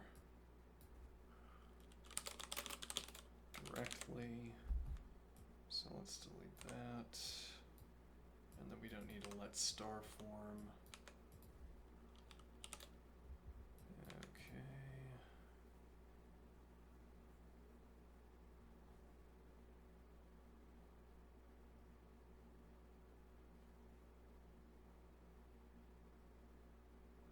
Well, yeah, we could do this as a for loop.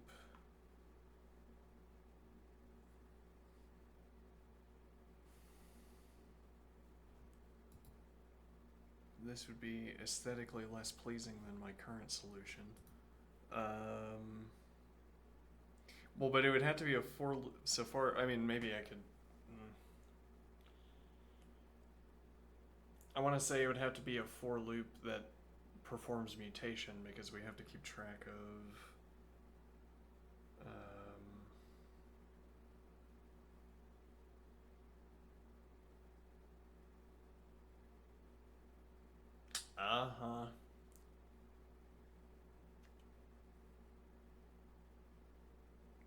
We could do for list.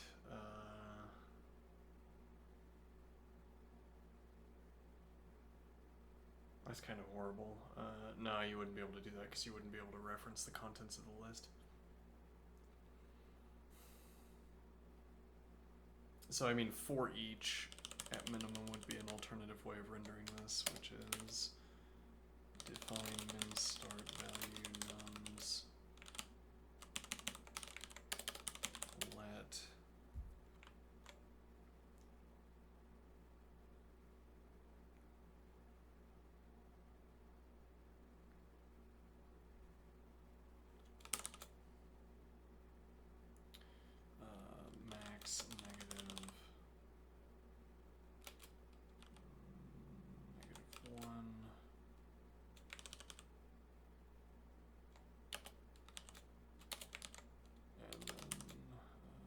also need accumulator.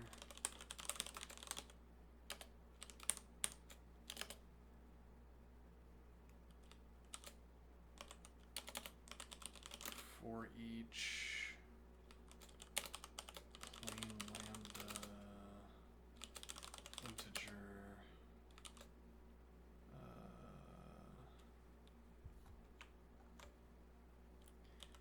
if less than set accumulator sum plus accumulator sum integer, if less than accumulator sum max negative, then. Okay, well, this is actually just. Well, no, because we wouldn't be performing the set operation. That's true. Then set. Actually, we can do cond here so that we don't require ourselves to use an else expression. Cond less than accumulator sum max negative set max negative to accumulator sum.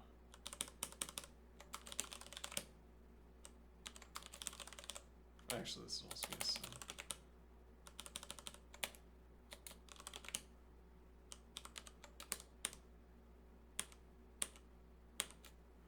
No, rather, that needs to operate over nums. Okay, so that would be the for each form. That's not what I want. No.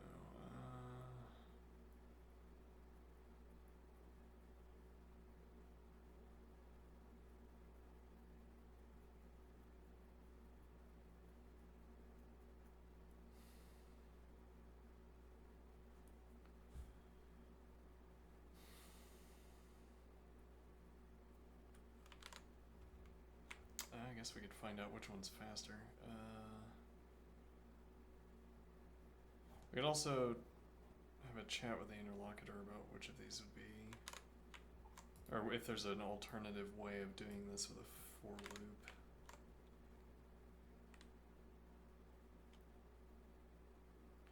Less than or equal to num's length.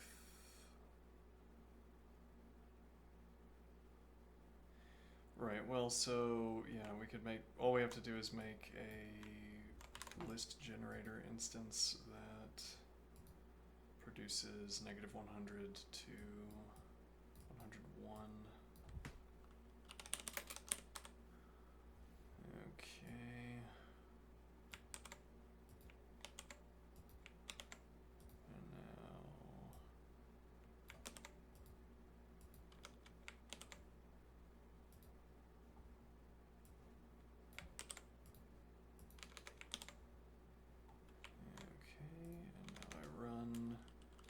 min start time min start value a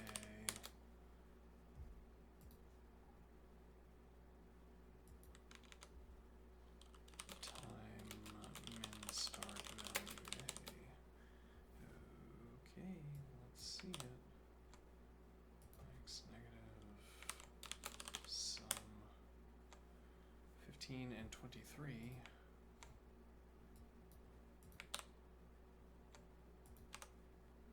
Accumulators 31 and 29. 31, 27, 31, 31, 93. That's a lot of garbage collection. 31, 30. This is typically faster. This is sometimes faster.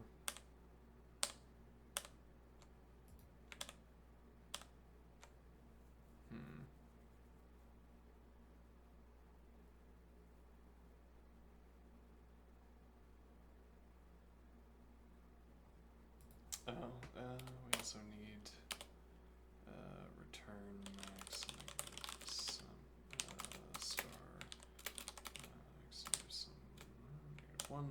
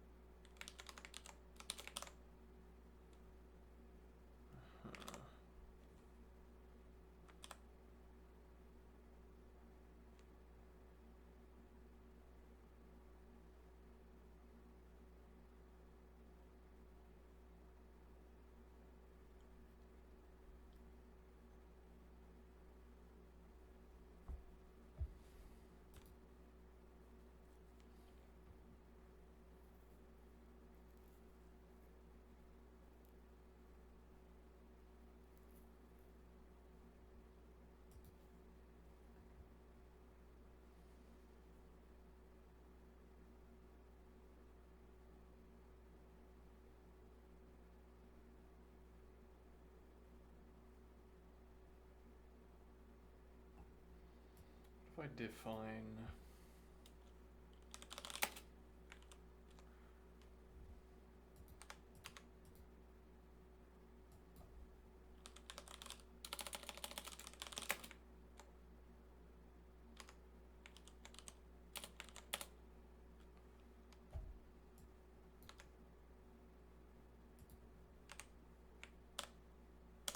no change. Now we get maybe fewer of the short ones.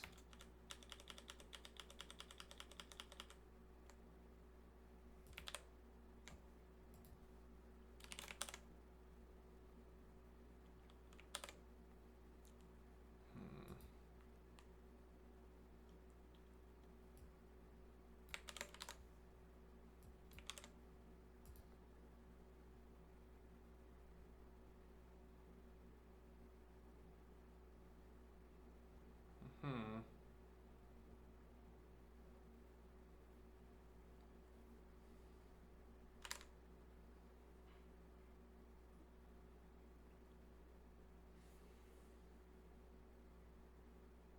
Right, because that would give us 0. So actually we should do 0 and then add 1.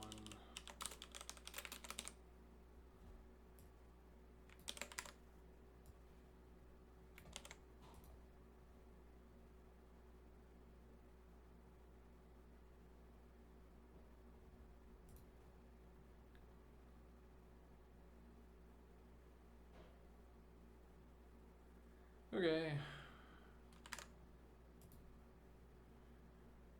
Just, knocking out another one of them.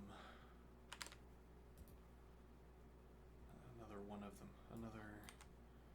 Just get one more out of the way. There are only a few thousand to go.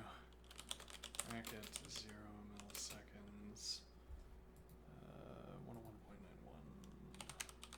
megabytes. Okay, alright, well, see you later. Have a good one. Until we meet again. Alright, see you next time. Okay. Have a good day. Alright, okay. See you later.